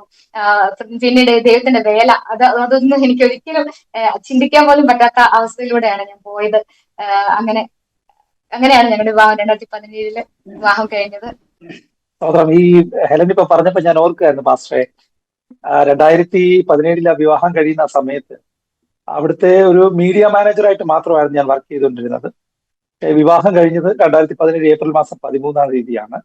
അതിനുശേഷം ലാസ്റ്റ് ഫൈനൽ ഇയറിന്റെ ആ വർഷാവസാനത്തിന്റെ ഉപവാസ പ്രാർത്ഥന, 21 ദിവസത്തെ ഒരു ഉപവാസ പ്രാർത്ഥന നടക്കുകയും അതിനുശേഷം അതിന്റെ അടുത്ത മാസം ജനുവരി തന്നെ അതിന്റെ 30-ാം തീയതിയാണ് ഞാൻ ഔദ്യോഗിക സ്ഥാനങ്ങളിൽ നിന്നെല്ലാം രാജിവെച്ചുകൊണ്ട് ഞാൻ അവിടുന്ന് ഇറങ്ങുന്നത്. ഇതിന്റെ ഇടയിൽ ഉണ്ടായ ഒരു സംഭവം, ഞാൻ അവിടുത്തെ അക്കൗണ്ടന്റ് ആയിട്ട് വർക്ക് ചെയ്യുന്ന സമയത്ത് കർത്താവിന്റെ ദാസൻ ടിനു പാസ്റ്റർ പുറത്തെവിടെ വിദേശത്ത് അടുത്ത ദിവസം തനിക്ക് യാത്രയുണ്ട്.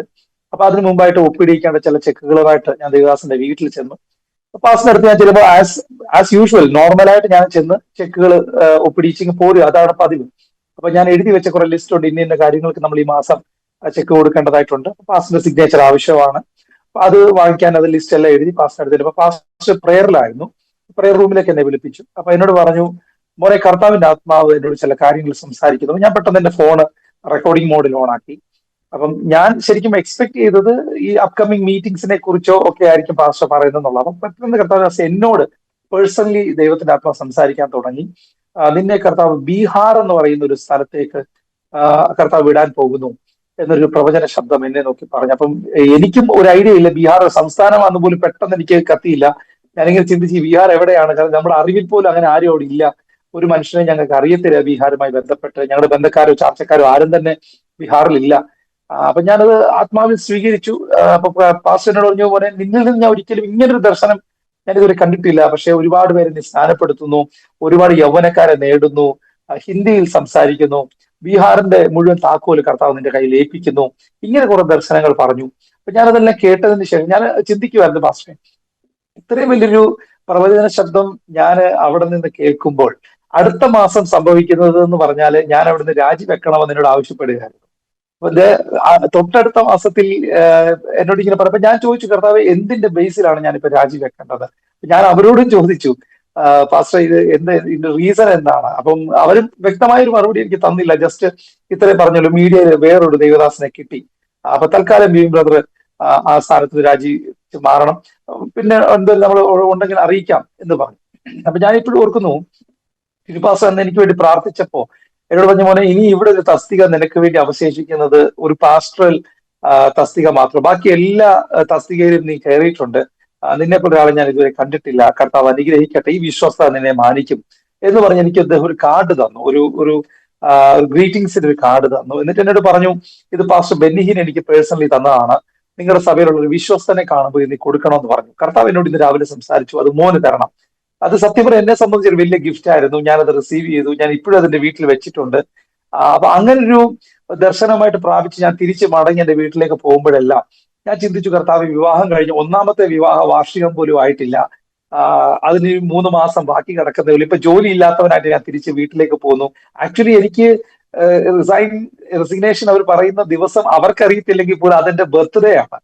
അപ്പൊ ആക്ച്വലി ഞാൻ എന്നെ രാവിലെ പാസ്റ്ററെ വിളിപ്പിച്ച് ഓഫീസിൽ വരണമെന്ന്, ഇപ്പൊ ഞാൻ ആക്ച്വലി എക്സ്പെക്ട് ചെയ്തത് ചിലപ്പോൾ എന്റെ ബർത്ത്ഡേ അറിഞ്ഞിട്ടാകണം, ഇനി സ്പെഷ്യൽ ആയിട്ടുള്ള എന്തെങ്കിലും ഗിഫ്റ്റ് ആണ് ഞാൻ ആക്ച്വലി മനസ്സും കൊണ്ട് പ്രതീക്ഷിച്ചത്. പക്ഷെ അവിടെ ചെന്നപ്പം രാജിയാണ് എനിക്ക് കിട്ടിയത്. അപ്പൊ ഞാൻ തിരിച്ചു പോകുന്ന ഞാൻ ചിന്തിച്ചു, കർത്താവ് ഇതെന്താ ഇങ്ങനെ, ഞാൻ എന്തോ ഇനി മുമ്പോട്ട് ചെയ്യേണ്ട. അങ്ങനെ സത്യത്തില് ഞാൻ വീട്ടിൽ വന്നു, വൈഫിനോട് ഈ കാര്യം പറഞ്ഞു, മുമ്പോട്ട് എന്തെന്ന് അറിയത്തില്ല, ഇങ്ങനെ കാരണം കർത്താവിന്റെ വേല എന്ന് പറഞ്ഞ് കഴിഞ്ഞ 8 വർഷമായിട്ട് നമ്മൾ ഇവിടെ നിൽക്കുന്നത്, അപ്പൊ ഇനിയും മുമ്പോട്ട് ഇനി എന്തുവാ ചെയ്യേണ്ടതെന്ന് എനിക്ക് അറിയത്തില്ല.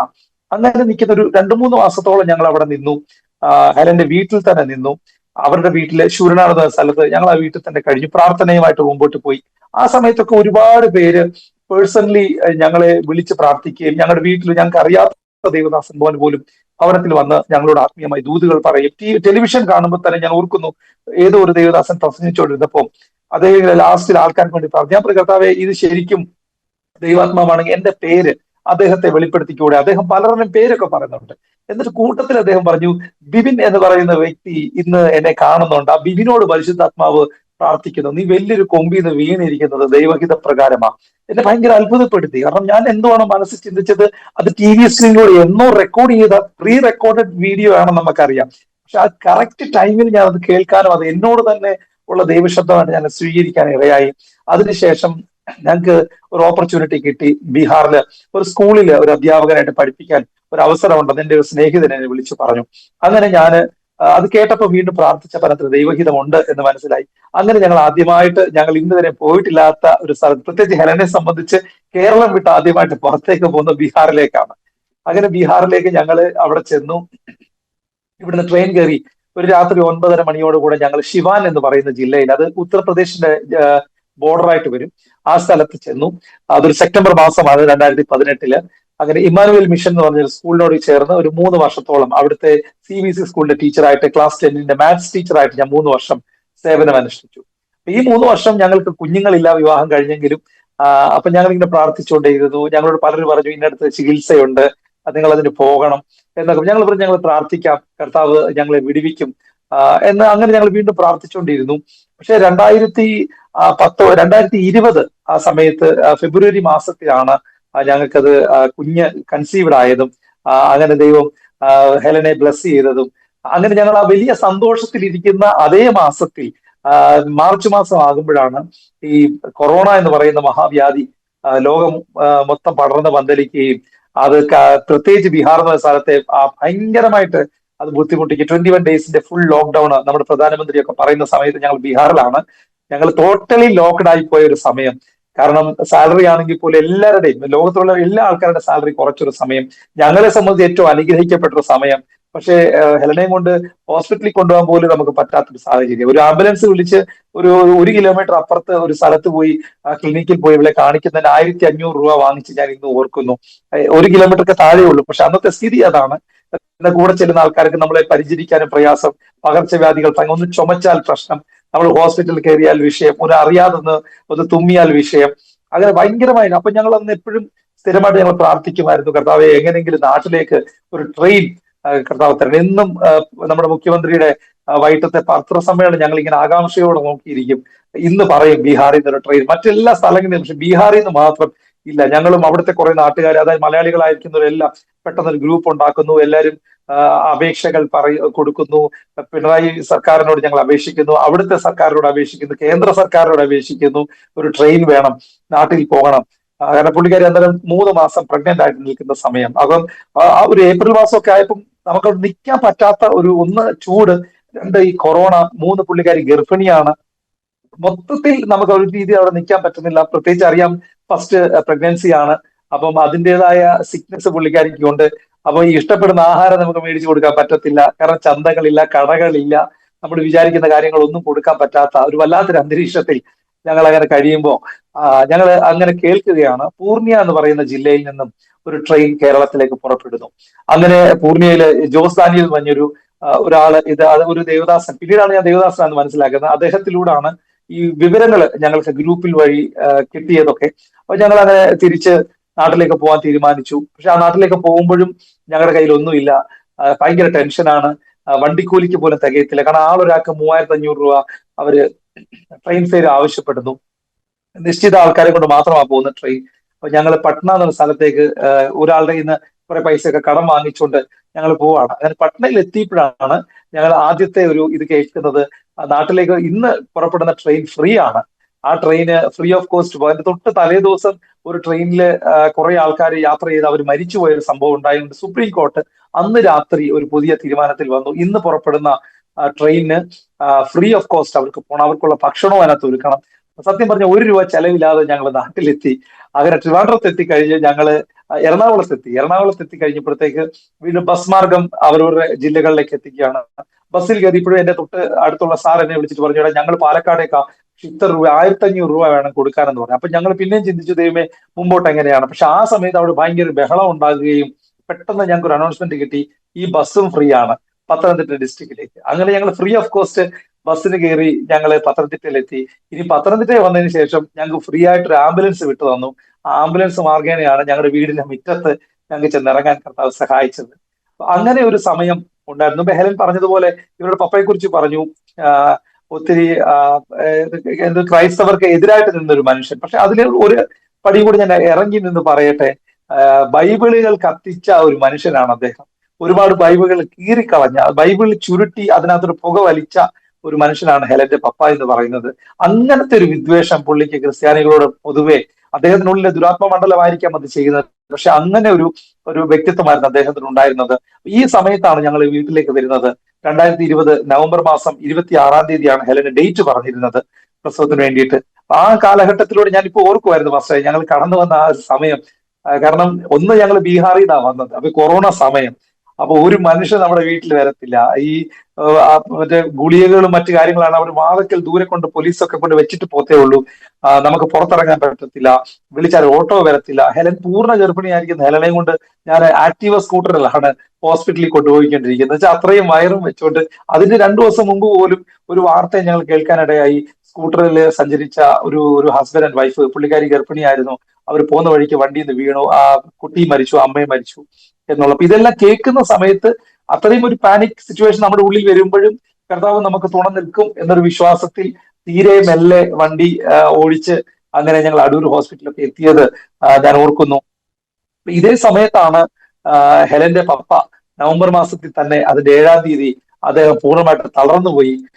രാവിലെ എഴുന്നേക്കാൻ നോക്കിയിട്ട് എഴുന്നേക്കാൻ പറ്റുന്നില്ല. എമർജൻസി ആയിട്ട് ഞങ്ങൾ ഹോസ്പിറ്റലിൽ കൊണ്ടെത്തിച്ചു. അപ്പൊ ഹെലൻ ഗർഭിണിയായിട്ടിരിക്കുമ്പോൾ വീട്ടിൽ ഞാനും ഹെലൻ മാത്രമേ ഉള്ളൂ. കാരണം മമ്മി പപ്പയുടെ കൂടെ കോട്ടയം മെഡിക്കൽ കോളേജിലാണ്. അങ്ങനെ ഞങ്ങൾ കോട്ടയം മെഡിക്കൽ കോളേജിൽ നിൽക്കുന്ന മമ്മി, അപ്പൊ വീട്ടിൽ ഇതായിട്ട് നിൽക്കുന്ന ഞങ്ങൾ, അങ്ങനെ പുള്ളിക്കാരെയും കൊണ്ട് ഗർഭിണിയായിട്ടിരിക്കുന്ന ഹെലനെയും കൊണ്ട് ഹോസ്പിറ്റലിൽ പോകുമ്പോൾ ഞങ്ങൾ രണ്ടും അല്ലാതെ ബന്ധക്കാരെന്ന് പറയാനോ ചാർച്ചക്കാരെന്ന് പറയാനോ ഒരാൾ പോലും ഞങ്ങളുടെ കൂടെ ആ സമയത്തില്ല. അപ്പൊ ഞങ്ങൾ ഹോസ്പിറ്റലിൽ ചെന്നു. പ്രസവത്തിന്റെ കാര്യങ്ങളെല്ലാം റെഡിയായി, ലേബർ റൂമിൽ കയറ്റി, ഡ്രസ്സെല്ലാം മേടിച്ച് ഞാൻ കൊടുത്തു. അവർക്ക് വേണ്ടുന്ന എല്ലാം കൊടുക്കുമ്പോ അവിടെ 26-ാം തീയതി എന്നോട് അഡ്മിറ്റ് ചെയ്യാൻ പറഞ്ഞത്. പക്ഷെ എന്നെ നോക്കിക്കൊണ്ടിരുന്ന ഡോക്ടർ അവര് കൊറോണ ടൈമിന് വേണ്ടി ഡ്യൂട്ടിക്ക് വേണ്ടി മാത്രം വന്നായിരുന്നു. പുള്ളിക്കാരി ഇങ്ങ് തിരിച്ചുപോയത് ഞാൻ അറിഞ്ഞില്ല. അപ്പൊ അവിടെ ചെന്നപ്പോ എന്റെ ഡോക്ടർ എവിടെയെന്ന് ചോദിച്ചപ്പോ അവരൊക്കെ പറഞ്ഞു, അയ്യോ ആ ഷീബ ഡോക്ടർ പോയി എന്ന് പറഞ്ഞു. അപ്പൊ ഞാൻ പറഞ്ഞു എന്നോട് ഇന്ന് അഡ്മിറ്റ് ആകാൻ പറഞ്ഞു. അപ്പം അവിടെ ഉണ്ടായിരുന്ന ഡോക്ടേഴ്സ് പറഞ്ഞു, തനിക്ക് എന്തെങ്കിലും പെയിൻ ഉണ്ടോ എന്ന് ചോദിച്ചു. ഞാൻ പറഞ്ഞു ഇല്ല, എനിക്ക് പെയിൻ ആയിട്ടൊന്നുമില്ല. എങ്കിൽ പിന്നെ തിരിച്ചു പൊക്കോ, അതൊന്നല്ല, പെയിൻ ഉണ്ടെങ്കിൽ വന്നാൽ മതി എന്ന് പറഞ്ഞു. അങ്ങനെ ഞങ്ങൾ പിന്നീട് ഓട്ടോ വിളിക്കാനുള്ള ഒരു സാമ്പത്തിക ഇതിലല്ല ഞങ്ങൾ നിൽക്കുന്നത്. എന്ത് ചെയ്യും? ഇങ്ങോട്ടൊന്നും ഓട്ടോ വിളിച്ച് ഒറ്റയ്ക്കാ വന്നത്. അച്ഛൻ ബൈക്കിൽ വന്നു, ഞാൻ ഓട്ടോയിൽ വന്നു, അങ്ങനെ വന്നത്. ഞങ്ങൾ ആ തുണികളെല്ലാം കൈനറ്റിക്കിന്റെ ഇത് സീറ്റ് തുറന്നു, അതിലെല്ലാം അടുക്കി വെച്ചു, ഫ്രണ്ടിൽ അടുക്കി വെച്ചു, അതിന്റെ സൈഡിലൊക്കെ തൂക്കിയിട്ടു. അങ്ങനെ കൈനറ്റിക്ക് തന്നെ ഞങ്ങൾ തിരിച്ച് വീട്ടിൽ വരുവാൻ ഇടയായി തീർന്നു.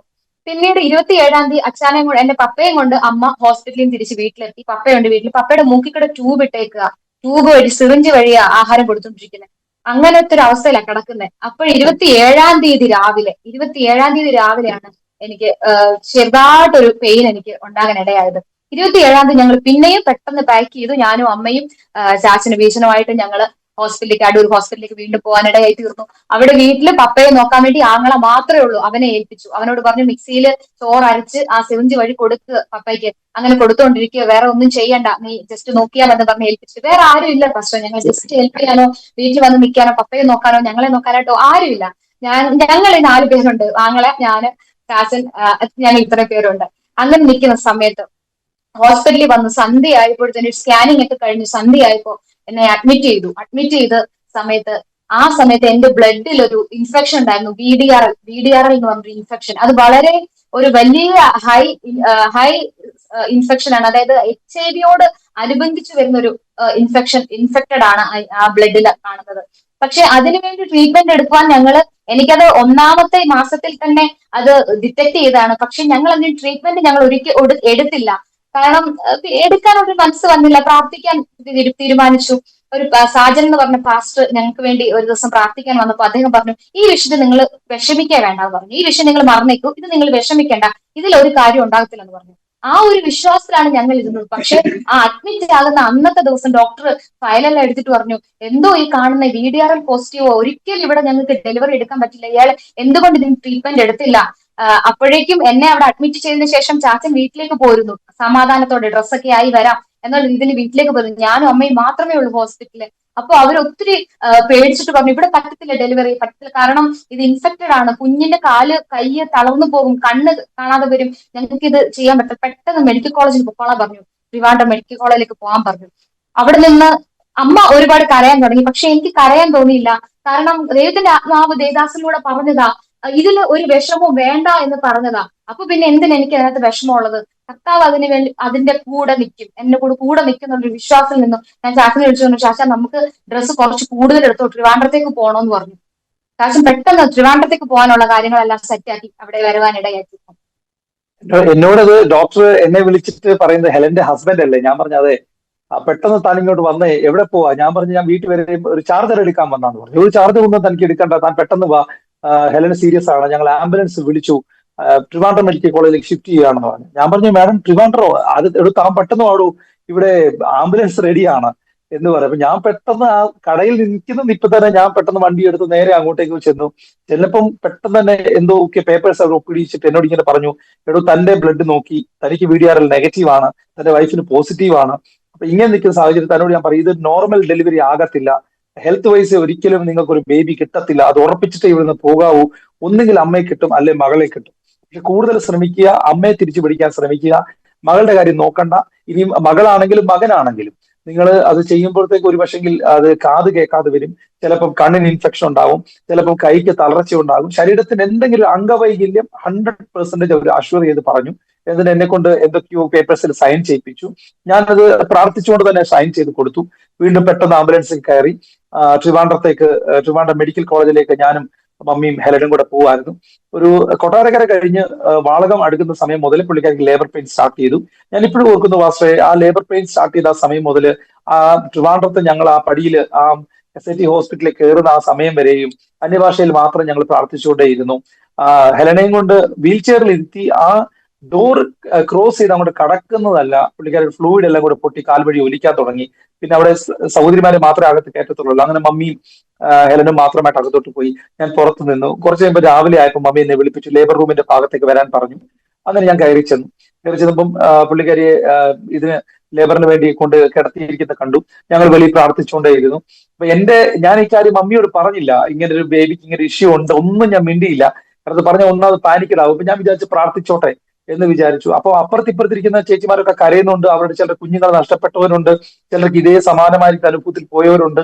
അവരിലെ നെഗറ്റീവായിരിക്കുന്ന ഒരു വൈബ്രേഷൻ, അങ്ങനത്തെ ഒരു മേഖലയിലാണ് ഞങ്ങൾ അവിടെ നിൽക്കുന്നത്. അപ്പം ഇതിന്റെ എല്ലാം ഒരു വൈബ് നമ്മൾ ശരിക്കും ഹോണ്ട് ചെയ്യുന്നുണ്ട്. പക്ഷെ അതിന്റെ നടുവിലും പ്രാർത്ഥിക്കാൻ ദൈവം ശക്തി നൽകി. ഒരു 4 മണി കഴിഞ്ഞപ്പോൾ ഒരു നേഴ്സ് വന്നു, എന്നിട്ട് പറഞ്ഞു ഹെലൻ പ്രസവിച്ചിട്ടുണ്ട്, നോർമൽ ഡെലിവറിയാണ്, ഹെൽത്തി ബേബിയാണ്, 3 കിലോഗ്രാം കുഞ്ഞിന് ഭാരമുണ്ട്, 1 മണിക്കൂർ കഴിഞ്ഞിട്ട് കുഞ്ഞിനെയും അമ്മയെ നിങ്ങൾക്ക് കാണാൻ സാധിക്കും എന്ന് പറഞ്ഞു. ഞങ്ങൾ ഒരിക്കലും ചിന്തിച്ചില്ല ഇങ്ങനൊരു സംഭവം നടക്കും. അത് കർത്താവ് പറഞ്ഞൊരു ഒരു ഒരു വലിയ ദൈവശബ്ദം ഇതായിരുന്നു. ആ ദിവസം ഒരു മഹത്വകരമായിരിക്കുന്ന ദിവസമായിരിക്കും. നിങ്ങൾക്ക് ആദ്യത്തെ ഉണ്ടാകുന്ന ഒരു പെൺകുഞ്ഞാണെന്ന് എന്റെ വിവാഹം മുമ്പേ കർത്താവിന്റെ ആത്മാവ് ഞങ്ങളോട് ആ പേപ്പറും എന്റെ കയ്യിൽ ഇപ്പോഴും ഞാൻ സൂക്ഷിച്ചു വെച്ചിട്ടുണ്ട്, ദൈവാത്മാ സംസാരിച്ചൊരു കാര്യം. അങ്ങനെ ഞങ്ങൾ പ്രാർത്ഥിച്ച് നിൽക്കുന്ന സമയത്ത് ഒത്തിരി മെസ്സേജുകൾ ഇങ്ങനെ വന്നു, ഹാപ്പി ബർത്ത്ഡേ എന്ന് പറഞ്ഞു. അപ്പൊ ഞാൻ ചിന്തിച്ചു, നമ്മൾ ഈ ബർത്ത്ഡേയുടെ കാര്യം ആരോടും പറഞ്ഞില്ല, ഒരു മനുഷ്യനെ അറിഞ്ഞിട്ടില്ല, പക്ഷെ ആൾക്കാരെല്ലാം നമുക്ക് ബർത്ത്ഡേ വിഷസ് അയക്കുന്ന ഹെലന്റെ ഫോണിൽ ഇഷ്ടം പോലെ മെസ്സേജ് ഹാപ്പി ബർത്ത്ഡേ പറഞ്ഞു വരുന്നു. നമുക്ക് സന്തോഷം തോന്നി. പക്ഷെ കുറച്ച് കഴിഞ്ഞിട്ടാണ് ഞാൻ ആ സത്യം തിരിച്ചറിയുന്നത്, ഓർത്തെടുക്കുന്നത് അന്നേ ദിവസം തന്നെ ഹെലന്റെയും ബർത്ത്ഡേ. അപ്പൊ അമ്മയുടെയും മോളുടെയും ബർത്ത്ഡേ ഒരേ ദിവസം നവംബർ മാസം 28-ാം തീയതിയാണ്. അത് ഈ മാസമാണ് 28-ാം തീയതി അവർ രണ്ടുപേരുടെയും ബർത്ത്ഡേ. അങ്ങനെ ഒരു നോർമൽ ഡെലിവറിയിലൂടെ കർത്താവ് തന്റെ മഹത്വത്തെ വെളിപ്പെടുത്തി. പക്ഷെ അവർ ഒരാഴ്ചത്തേക്ക് കുഞ്ഞിനെ പുറത്ത് വിട്ടില്ല, ഇൻക്യുബേറ്ററിലും അവിടെ ഇവിടെയൊക്കെ ആയിട്ട് ഫുൾ ടൈം അവരുടെ ഒബ്സർവേഷനിലായിരുന്നു. കാരണം കുഞ്ഞിനും എന്തെങ്കിലും ഫോൾട്ട് കാണുമെന്ന് പറഞ്ഞു. പക്ഷേ കർത്താവിന്റെ നാമം മഹത്വത്തിനായിട്ട് പറയട്ടെ, ആ സമയത്ത് ഇത് 7 ദിവസത്തെ ഫുൾ ബ്ലഡ് ടെസ്റ്റ് കഴിഞ്ഞപ്പം ഞങ്ങൾ കാണുന്നത് രണ്ടുപേർക്കും ഒരു കുഴപ്പമില്ല, ആരോഗ്യത്തിന് പ്രശ്നമില്ല. കുഞ്ഞിപ്പം ശരിക്കും പറഞ്ഞാൽ ഓവർ ആക്റ്റീവ് ആണ്. സാധാരണ കുഞ്ഞുങ്ങളെക്കാളും ബുദ്ധിയും സാധാരണ കുഞ്ഞുങ്ങളെക്കാളും ഓട്ടവും ചാട്ടവും നല്ല രീതിയിൽ റെസ്പോണ്ട് ചെയ്യുന്ന ഒരു അനുഗ്രഹിക്കപ്പെട്ട കുഞ്ഞിന്റെ കർത്താവ് നൽകി. അതുപോലെ VDRL നോക്കിയപ്പോഴത്തേക്ക് രണ്ടുപേർക്ക് നെഗറ്റീവ് ആണ്. അപ്പൊ അവിടുത്തെ ഡോക്ടർ പറഞ്ഞു, ഇത് ബീഹാറിൽ നിന്ന് നിങ്ങൾ എടുത്ത ഒരു കുത്തിവെപ്പ്. അപ്പൊ ഞാൻ ഓർക്കുന്നുണ്ട്, ബീഹാറിൽ നിന്ന് അന്നൊരു ആ കൊറോണ സമയത്ത് തുറന്നിരുന്ന ഏതോ ക്ലിനിക്കിൽ നിന്നും നമ്മൾ 6-7 കുത്തിവെപ്പ് എടുത്തായിരുന്നു. അതുമായി ബന്ധപ്പെട്ട് വന്ന ഇൻഫെക്ഷൻ ആണ് ഇത് എന്ന് പറഞ്ഞ് ദൈവം സഹായിച്ച് നിങ്ങൾക്ക് അങ്ങനെ ഒരു സംഭവം ഇപ്പൊ ഇല്ല, അത് പൂർണ്ണമായി മാറി. അത് അവർക്കും ഒരു അത്ഭുതമാണ്. അപ്പൊ പിന്നീട് ഇതിനെക്കുറിച്ച് അറിഞ്ഞപ്പോഴേ ഞങ്ങൾ ഇത്രയും വലിയൊരു ഡിസീസ് ആണ് ഇതൊന്നും നമ്മൾ ചിന്തിക്കുന്നതിന്റെ അപ്പുറത്ത് ആരോടും പറയാൻ പോലും പറ്റത്തില്ല, പറഞ്ഞു കഴിഞ്ഞാൽ തന്നെ ആൾക്കാർ പാനിക്കഡാകുന്ന ഒരു ഇഷ്യൂ ആണെന്ന് നമ്മൾ പിന്നീട് അത് മനസ്സിലാക്കുന്നത്. പക്ഷെ അവിടെ എല്ലാം ആ കർത്താവിന്റെ അനുകൂലത കാണാൻ കർത്താവ് സഹായിച്ചു. അപ്പൊ ഇതെല്ലാം ഞങ്ങൾ ബീഹാറിൽ ഞാൻ സ്കൂളിന്റെ അധ്യാപകനായിട്ട് സേവനമനുഷ്ഠിക്കുന്ന ആ സമയത്ത് നടന്ന കാര്യാദികളാണ്. അപ്പൊ ഈ സമയത്താണ് ഞങ്ങള് ബീഹാറില് കർത്താവിന്റെ വേലയോട് അനുബന്ധിച്ച് സ്കൂളിലെ അധ്യാപകനായിട്ട് നിൽക്കുന്ന ഒരു സമയത്താണ്. അപ്പൊ ഈ സമയത്ത് വീട്ടില് പപ്പ സ്ട്രോക്ക് ആയിട്ട് കിടക്കുകയാണ്. അപ്പൊ തിരിച്ച് ഞങ്ങൾ വീട്ടിലേക്ക് ചെല്ലുമ്പോഴത്തേക്ക് പപ്പയ്ക്ക് വയ്യ. പിന്നെയും പപ്പ എടുത്തിട്ട് കോട്ടയം മെഡിക്കൽ കോളേജിൽ പോകുന്നു, തിരിച്ചു വരുന്നു. അങ്ങനെ വീട്ടിൽ കുഞ്ഞിനെയും കൊണ്ട് ഞങ്ങൾ കയറി ചെന്നു. കിടക്കുമ്പോൾ ഒരു പിറ്റേ ദിവസം ആയപ്പോഴത്തേക്ക് ഞങ്ങൾക്കൊരു കോള് പോലീസ് അധികാരിയിൽ നിന്ന് വരുന്നു. എന്നോട് ചോദിച്ചു, റേച്ചൽ രാജ് ആണോ? ഞാൻ പറഞ്ഞ അല്ല, അദ്ദേഹത്തിന്റെ മരുമകനാണ്. റേച്ചൽ എന്ത് ചെയ്യും? ഞാൻ പറഞ്ഞ അടുക്കളയിൽ നിന്ന് ഭക്ഷണം കഴിച്ചുകൊണ്ടിരിക്കുന്നു പറഞ്ഞു. റേച്ചലിനെ മാറ്റി ഇരുത്തിക്കോണം, പുള്ളിക്കാരിക്ക് കോവിഡ് പോസിറ്റീവ് ആണ്. അപ്പൊ ഈ മമ്മി കഴിച്ചുകൊണ്ടിരിക്കുന്ന ഭക്ഷണം ഒരു 15 മിനിറ്റ് മുമ്പ് ഞങ്ങൾ എല്ലാം കഴിച്ചു. എല്ലാവർക്കും ഓരോ സ്പൂണും തന്നു. ഞങ്ങളെല്ലാം അതേ സ്പൂണും കൊണ്ട് എല്ലാവരും കഴിച്ചിട്ടിരിക്കുമ്പോഴാണ് പോലീസ് അധികാരിയിൽ നിന്ന് കോള് വന്നിട്ട് പറയുന്നത്, പുള്ളിക്കാരിക്ക് കോവിഡ് പോസിറ്റീവ് ആണ്, പന്തളത്തിനടുത്ത് അതിനൊരു സെന്റർ ഉണ്ട്, അവിടത്തേക്ക് മാറ്റണം, നിങ്ങൾ പെട്ടെന്ന് അവിടെ ആംബുലൻസ് വരും, നിങ്ങൾ അദ്ദേഹത്തെ ഐസൊലേറ്റ് ചെയ്യാൻ പറഞ്ഞു. അപ്പൊ നമ്മളിത് ഒന്നാമത് നമ്മൾ പപ്പ വയ്യാതെ കിടക്കുന്നു, അതിന്റെ കൂട്ടത്തിൽ പുള്ളിക്കാരി പ്രസവം കഴിഞ്ഞ് വീട്ടിലേക്ക് വരുന്നു, അതിന്റെ പുറമെയാണ് മമ്മിക്ക് കോവിഡ് പോസിറ്റീവ്. അത് ട്രിവാൻഡ്രം മെഡിക്കൽ കോളേജിൽ കിട്ടിയതാണ്. അപ്പൊ ഇത് മൊത്തത്തിലായപ്പോ നമ്മൾ എന്ത് ചെയ്യണമെന്ന് പോലും ഞങ്ങൾ അറിയാത്ത, ആരോടും പറയാൻ പറ്റത്തില്ല. കോവിഡ് പോസിറ്റീവ് പിന്നെ ഒരു മനുഷ്യനും നമ്മളെ തിരിഞ്ഞു നോക്കത്തില്ല, അങ്ങോട്ട് വരാൻ പറ്റത്തില്ല, നമുക്ക് സഭകളിൽ പോകാൻ പറ്റുന്നില്ല. അന്നുള്ള ഏക ആശ്രയിച്ച പവർ വിഷൻ ടെലിവിഷനിലായിരുന്നു. പിന്നെ ഇങ്ങനെയുള്ള സാക്ഷ്യ പരമ്പരകളായിരുന്നു. ഇതൊക്കെ ഒത്തിരി കേൾക്കാനും ഒത്തിരി ദൈവത്തോട് അടുക്കാനൊക്കെ കർത്താവ് സഹായിച്ചു. വീണ്ടും ഞാൻ തിരിച്ച് ഡിസംബർ മാസം 30-ാം തീയതി ബീഹാറിലേക്ക് അധ്യാപകനായിട്ട്, പിന്നെ ഞാൻ കൊറോണ ഒക്കെ ഒന്ന് ശാന്തമായപ്പോൾ വീണ്ടും എന്നെ തിരിച്ചു വിളിച്ചു. ആ സ്കൂളിലേക്ക് ഞാൻ മടങ്ങിച്ചെന്നു. പക്ഷെ അവിടെ ചെന്നതിന് ശേഷമാണ് ഞങ്ങളുടെ ഈ ഒരു സാക്ഷ്യത്തിന്റെ ഉത്ഭവം അവിടെ നിന്നാണ് ഉണ്ടാകുന്നത്. ഞാനിങ്ങനെ കുട്ടികൾക്ക് വേണ്ടി ഒരു പ്രോഗ്രസ് കാർഡ് ചെയ്തുകൊണ്ടിരിക്കുന്നു. മാർച്ച് മാസത്തിൽ ഇങ്ങനെ എഴുതിക്കൊണ്ടിരുന്നപ്പം കർത്താവിന്റെ ആത്മാവിനോട് ശക്തമായിട്ട് പറഞ്ഞു, റിസൈൻ ചെയ്യണം. അപ്പം എന്റെ കുഞ്ഞിന് 3 മാസം പ്രായമേ ഉള്ളൂ. അപ്പൊ ഞാൻ ചോദിച്ചു, കർത്താവ് ഇത് എങ്ങനെ റിസൈൻ ചെയ്യും? കാരണം ഈ സമയത്ത് സാമ്പത്തികം വളരെ അനിവാര്യമാണ്. കാരണം അതിന്റെ തലേദിവസം പോലും ഹെലൻ എന്നെ വിളിച്ചിട്ട് പറഞ്ഞു, ചാച്ചാ കുഞ്ഞിന് 3 മാസമായി, ശരീരം വളർന്നു വരുന്നു, പിന്നെ പുതിയ ഉടുപ്പുകളൊക്കെ മേടിക്കണം, ഒരു 5000 രൂപ കൊണ്ട് അയച്ചു തരാം. അപ്പൊ ഞാൻ ഹെലനോട് പ്രത്യേകിച്ച് ഒന്നും, ഞാൻ പറഞ്ഞു നോക്കട്ടെ, നാളെ ആവട്ടെ എന്ന് പറഞ്ഞു. പക്ഷെ എന്റെ സ്ഥിതി എനിക്കറിയാം. അപ്പൊ ഞാൻ കർത്താവിനോട് പറഞ്ഞു, കർത്താവെ കഴിഞ്ഞ് 3 ദിവസമായിട്ട് ഞാൻ ചായ പോലും കുടിച്ചിട്ടില്ല, കാപ്പിപ്പൊടി മേടിക്കാൻ എന്റെ പൈസ ഇല്ല, ആരോടും ചോദിക്കാൻ നമ്മുടെ ആ സമയത്തെ ഒരു ഡിഗ്നിറ്റി നമ്മളെ അനുവദിക്കുന്നില്ല. എന്നാൽ പൈസയും സംഘടനയെല്ലാം തരുന്നവർ തന്നെയാണ്, ഒരു കുഴപ്പം ചോദിച്ചാൽ കിട്ടുകയും ചെയ്യും. പക്ഷെ ഈ ഒരു കൊറോണ നിൽക്കുന്ന ഈ സമയത്ത് നമുക്ക് ഇത് ചോദിക്കാൻ നമുക്കൊരു മാനസികമായിട്ട് നമുക്കൊരു ബുദ്ധിമുട്ടുണ്ട്. ഇത് ചോദിച്ചാൽ അവർ എന്ത് ചിന്തിക്കും എന്ന് നമ്മൾ പിന്നെയും വെയിറ്റ് ചെയ്യും. അപ്പൊ ഞാൻ പറഞ്ഞ കർത്താവ്, ഇങ്ങനൊരു ക്രൂഷ്യൽ സിറ്റുവേഷനിലൂടെ ഞാൻ കടന്നു പോകുമ്പോൾ ഞാൻ എങ്ങനെ റിസൈൻ ചെയ്യും, ഞാൻ എങ്ങനെ റെസിഗ്നേഷൻ കൊടുക്കും? ഇതെന്റെ ഫ്രണ്ടിൽ വന്ന വലിയൊരു ചോദ്യമായിരുന്നു. അപ്പൊ വീണ്ടും ഞാൻ ക്വസ്റ്റ്യൻ പേപ്പറും മറ്റു കാര്യങ്ങളൊക്കെ ചെയ്യാൻ തുടങ്ങി. അങ്ങനെ രാത്രി എനിക്കൊന്ന് 2 മണിക്ക് അടുത്ത സമയത്ത് എനിക്കൊരു കോള് ഇസ്രായേലിൽ നിന്ന്, എന്നെ പഴയ ഒരു ആന്റിക്ക് വേണ്ടി ഒരുപാട് ഞാൻ പ്രാർത്ഥിച്ചതായിരുന്നു. ഒരു കുറെ വർഷങ്ങളുടെ ആന്റിയുമായിട്ട് വലിയ ബന്ധമില്ല. ആന്റി എന്നെ വിളിച്ചിട്ട് പറഞ്ഞു, മോനെ ഓർക്കുന്നു? ഞാൻ പറഞ്ഞു ഓർക്കുന്നു ആന്റി എന്ന് പറഞ്ഞു. അപ്പൊ ആന്റി എന്നോട് പറഞ്ഞു, മോനെ ഞാൻ സൂസി ആന്റിയാ, ഇസ്രായേലിൽ നിന്നാ വിളിക്കുന്നത്, മോന്റെ കല്യാണം കഴിഞ്ഞ ഞാൻ അറിഞ്ഞു, എന്റെ മക്കൾക്ക് വേണ്ടി ഒത്തിരി പ്രാർത്ഥിച്ച ആളല്ലേ, കുഞ്ഞിനെ ഞാൻ കണ്ടു, ദൈവം അനുഗ്രഹിക്കട്ടെ മോനെ, എനിക്കിടയ്ക്ക് കോണ്ടാക്ട് മിസ്സായിപ്പോയി, ഞാനിങ്ങനെ ഫേസ്ബുക്കിൽ നമ്പർ എടുത്തതാ എന്നൊക്കെ എന്നോട് പറയാനിടയായി. എന്റെ ആന്റി എന്നോട് ഒരു വാക്ക് പറഞ്ഞു, ഇന്ന് വെള്ളിയാഴ്ച എനിക്കിവിടെ നല്ല തിരക്കുള്ള ദിവസമാണ്, അതിനിടയ്ക്ക് ഒരു ഒഴിവിന് ഞാൻ ഇവിടുത്തെ ആൾക്കാരൊന്നും കാണാതെ ജസ്റ്റ് ടോയ്ലറ്റിനടുത്ത് വന്ന് മോൻ്റെ ഒരു മെസ്സേജ് ഇടുകയാണ്, നാളെ ഞാൻ വിളിച്ചോളാം എന്ന് പറഞ്ഞിട്ട് ആന്റി എന്നോട് പറഞ്ഞു, ഞാനൊരു ചെറിയ സമ്മാനം മോൻ അയച്ചിട്ടുണ്ട്, അതുകൊണ്ട് കുഞ്ഞിന് വസ്ത്രം മേടിക്കണം കേട്ടോ എന്ന് പറഞ്ഞു. അപ്പൊ എനിക്ക് ഭയങ്കര സന്തോഷം തോന്നി. ഞാൻ പെട്ടെന്ന് ആ കോള് ഡിസ്കണക്ട് ആയതിനു ശേഷം ഞാൻ ഗൂഗിൾ പേ എടുത്ത് നോക്കിയപ്പോഴത്തേക്ക് ഞാൻ കർത്താവിന്, ഹെലൻ എന്നോട് ചോദിച്ച 5000 ആണ്, ഞാൻ 5000-ത്തിന് വേണ്ടി കർത്താവിനോട് ചോദിച്ചു. പക്ഷേ 5000 പോലും എനിക്കിപ്പോ എടുക്കാനില്ലാത്ത ഞാൻ കർത്താവിന്റെ വേലയ്ക്ക് രാജിവെച്ച് എങ്ങനെ ഇറങ്ങും? ഇതായിരുന്നു എന്റെ ചോദ്യം. ആരെന്നെ സഹായിക്കും? പക്ഷെ അന്ന് രാത്രി ആ സഹോദരി എനിക്കൊരു 10000 രൂപ അയച്ചു തന്നു. അത് ശരിക്കും എന്റെ കണ്ണു തുറന്നു. അപ്പൊ തന്നെ ഞാൻ റെസിഗ്നേഷൻ ഞാൻ ഡ്രാഫ്റ്റ് ചെയ്തു. അടുത്ത ദിവസം രാവിലെ ഞാൻ അത് അവർക്ക് സെൻഡ് ചെയ്തു. പിന്നെ ഞാൻ പിറ്റേന്ന് സ്കൂളിൽ ചെല്ലാൻ വേണ്ടി ഞാൻ ഒരുങ്ങിക്കൊണ്ട് നിൽക്കുമ്പോൾ എനിക്ക് പ്രിൻസിപ്പലിന്റെ കോൾ വന്നു. അപ്പൊ എനിക്ക് ഉറപ്പാണ് പ്രിൻസിപ്പൽ ഈ കാര്യം പറയാനാണ് വിളിക്കുന്നത്, ഒരു സംശയമില്ല. അപ്പൊ പ്രിൻസിപ്പലിനെ വിളിച്ചപ്പോൾ ഞാൻ പറഞ്ഞു, ഗുഡ് മോർണിംഗ് മാഡം ഒക്കെ പറഞ്ഞു തുടങ്ങിയപ്പോൾ പറഞ്ഞു, ബിബിൻ സാർ നിങ്ങൾ അത്യാവശ്യമായിട്ട് സ്കൂളിൽ നിന്ന് വരുമ്പോൾ ക്ലാസ്സിൽ പോകണ്ട, വേറൊരാളെ ആക്കിയിട്ട് നിങ്ങൾ അറ്റൻഡൻസ് എടുത്താൽ മതി, ഓഫീസിൽ വരണം, നമുക്ക് ഇന്നൊരു ഇന്റർവ്യൂ ഉണ്ട്, കുറെ ടീച്ചർമാരെ നമ്മൾ എടുക്കുന്നുണ്ട്, അപ്പം താങ്കളും കൂടെ ഇന്റർവ്യൂ ബോർഡിലിരിക്കും, മാത്സിന്റെ ആൾക്കാരെ നിങ്ങൾ വേണം ഇന്റർവ്യൂ ചെയ്യാൻ എന്നിങ്ങനെ പറഞ്ഞു. ഞാൻ പറഞ്ഞു ഓക്കെ മാം, വിത്ത് പ്ലഷർ, ഞാൻ വന്നേക്കാന്ന് പറഞ്ഞു. അങ്ങനെ ഞാൻ ചെന്ന് ഇന്റർവ്യൂ എടുത്തു. അതിശയം എന്ന് പറയട്ടെ, അന്നത്തെ ഇന്റർവ്യൂവില് തെരഞ്ഞെടുത്ത ആൾക്കാർ മാത്സിന്റെ ടീച്ചർമാരെയാണ്. അപ്പൊ എന്നോട് പലരും ചോദിച്ചു, എന്തിനാ മാത്സിന്റെ ആൾക്കാരെ എടുത്തേ?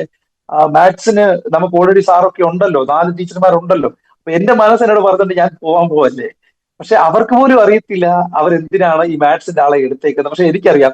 ഒരു 20-25 മിനിറ്റ് കഴിഞ്ഞപ്പോഴത്തേക്ക് മാഡം എന്നെ വിളിപ്പിച്ചു ചോദിച്ചു, ബിബിൻ സാർ, ഞാൻ ഈ ഡ്രാഫ്റ്റ് കണ്ടു, ഞാൻ ഈ മെയിൽ കണ്ടു, എന്താ ഇതിന്റെ റീസൺ? ഞാൻ പറഞ്ഞു, മാം കർത്താവ് സംസാരിച്ചു. അപ്പൊ പുള്ളിക്കാരി കാത്തലിക് ബാക്ക്ഗ്രൗണ്ടിലാണ്.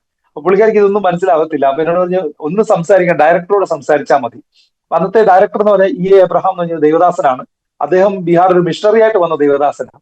അപ്പം എനിക്ക് കുറച്ച് എളുപ്പമായി. ഞാൻ അദ്ദേഹത്തെ ഒരു കാര്യം പറഞ്ഞപ്പോൾ എന്നോട് പറഞ്ഞു, ബിബിൻ സാർ, ദൈവമാണ് നിങ്ങളോട് ഇത് സംസാരിച്ചതെങ്കിൽ അതിന്റെ മീതെ പറയാൻ ഞാൻ ആളല്ല.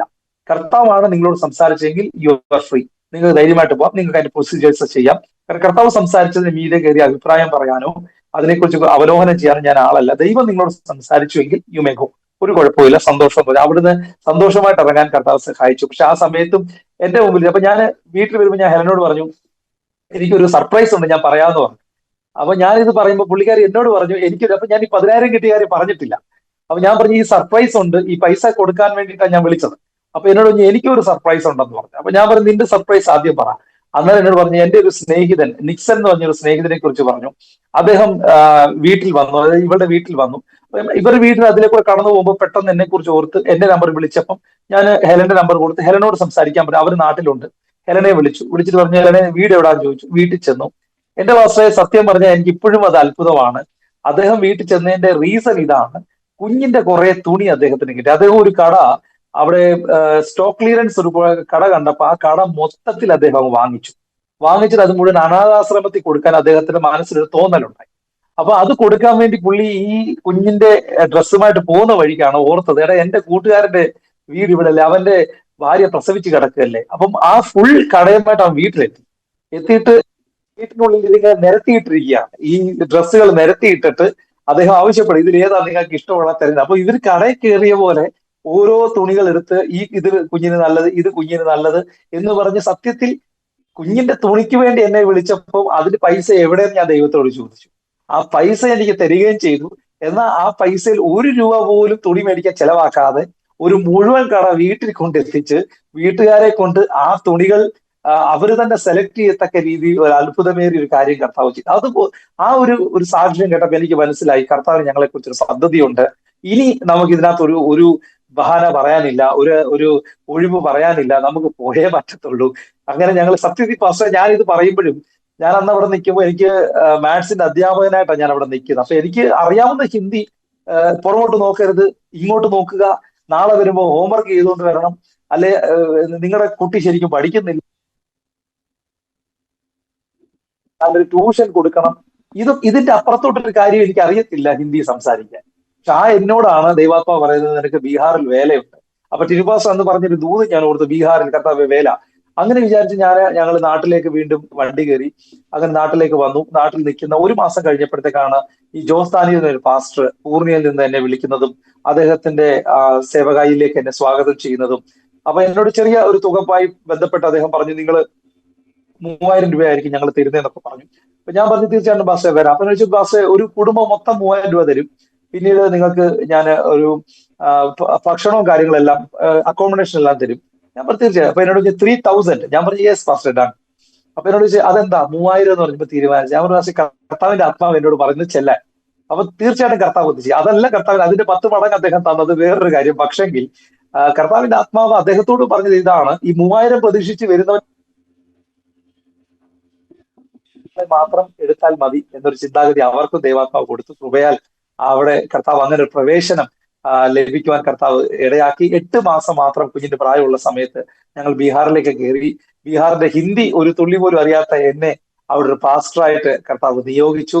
ഒരു 3.5 വർഷക്കാലം അവിടെ കർത്താവിന്റെ വേല ചെയ്യാനും അനവധി ഗ്രാമങ്ങളിൽ ചെന്ന് സുവിശേഷം അറിയിക്കാനും അവരോട് ഹിന്ദിയിൽ സംസാരിക്കാനും അവിടെ കല്യാണം നടത്താനും ഒരു അടക്ക ശുശ്രൂഷ ചെയ്യാനും അതുപോലെ കുഞ്ഞുങ്ങളുടെ ഡെഡിക്കേഷൻ ചെയ്യാനും പിന്നെ ന്യൂ ഇയറിൽ മെസ്സേജ് എടുക്കാൻ, ക്രിസ്മസിന് മെസ്സേജ് എടുക്കാൻ, അങ്ങനെ സത്യം കൺവെൻഷന് പ്രസംഗിക്കാൻ, നമ്മൾ ഒട്ടും ചിന്തിച്ചിട്ടില്ലാത്ത പല മേഖല. പ്രത്യേകിച്ച് അവിടുത്തെ ഏറ്റവും വലിയ, ഞാൻ ഒരിക്കലും മറക്കാത്ത ഒരു സ്നാനം എന്ന് പറഞ്ഞാല് ഹെലന്റെ പപ്പാടെ സ്നാനമാണ്. കാരണം ഈ മുമ്പേ നമ്മൾ പറഞ്ഞ ഈ മനുഷ്യൻ, ഇദ്ദേഹത്തെ കർത്താവിന്റെ ആത്മാവ് സ്പർശിച്ചു. ഒരു പൂർണ്ണ വ്യത്യാസം കർത്താവ് തന്റെ ഉള്ളിൽ കൊടുത്തു. ഒരു പൂർണ്ണ വിടുതൽ ദൈവം കൊടുത്തു. താൻ ദൈവത്തെ അറിയാൻ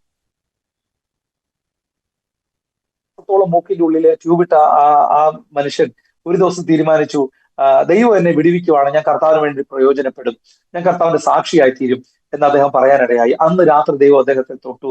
ആ മൂക്കിനകത്ത് ട്യൂബ് മാറ്റി, ഭക്ഷണം കഴിക്കാൻ തുടങ്ങി, സംസാരിക്കാൻ തുടങ്ങി. അങ്ങനെ നടക്കത്തില്ല എന്ന് ചിന്തിച്ച ആ മനുഷ്യൻ ബീഹാറിൽ വരെ വന്നു.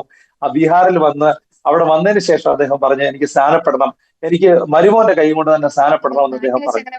നാട്ടിൽ വെച്ച് മമ്മി സ്നാനത്തിന്റെ കാര്യം പറയുമ്പോൾ ഇദ്ദേഹം എപ്പോഴും പറയുമായിരുന്നു, എനിക്ക് സ്നാനപ്പെടുവാണെങ്കിൽ മരുമോന്റെ. അപ്പൊ മമ്മി പറയും, നിങ്ങൾ ഇത് മനഃപൂർവ്വമായിട്ട് ഇത് സ്നാനപ്പെടാതിരിക്കാൻ പറയാം, കാരണം അവൻ ഏതായാലും നാട്ടിൽ വന്ന് സ്നാനപ്പെടുത്തത്തില്ല, ഇനി നിങ്ങൾ ഏതായാലും അവിടെ പോയി സ്നാനപ്പെടുത്തത്തുമില്ല, ഇത് രണ്ടും നടക്കത്തില്ല, നന്നായിട്ട് അറിയാവുന്നതുകൊണ്ട് നിങ്ങൾ അതിന്റെ ഇടയിൽ നിന്ന് സംസാരിക്കാൻ തുടങ്ങും. പക്ഷെ ഇത് കർത്താവ് ചെയ്തത് എന്ന് ഞാൻ മനസ്സിലാക്കുന്നു. അദ്ദേഹം അവിടെ ബീഹാറിൽ വന്ന് മൗണ്ട് സിയോൻ ചർച്ചിനോട് ചേർന്ന് അവിടുത്തെ സ്നാനക്കുളത്തിൽ ഇറങ്ങി അദ്ദേഹത്തെ എന്റെ കൈ കീഴിൽ സ്നാനപ്പെടുത്താൻ ദൈവം ഭാഗ്യം നൽകി. അങ്ങനെ ആദ്യത്തെ വലിയ സാക്ഷ്യത്തോടു കൂടെ നാട്ടിലേക്ക് അദ്ദേഹം തിരിച്ചു പോന്നു. പക്ഷെ ഇന്ന് അദ്ദേഹം ജീവിച്ചിട്ടില്ല.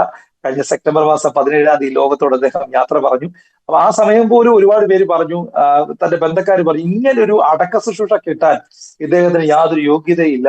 കാരണം മുമ്പേ ഹെലൻ പറഞ്ഞ ആ പശ്ചാത്തലം കണ്ട് വന്ന ആൾക്കാർ, അന്ന് അവരുടെ ടെസ്റ്റ് മണി, ജാതികമായ വിഭാഗത്തിൽ വന്ന ആൾക്കാരുടെ ടെസ്റ്റ് മണി തന്നെ നമ്മളെ ചിന്തിപ്പിക്കുന്നതായിരുന്നു.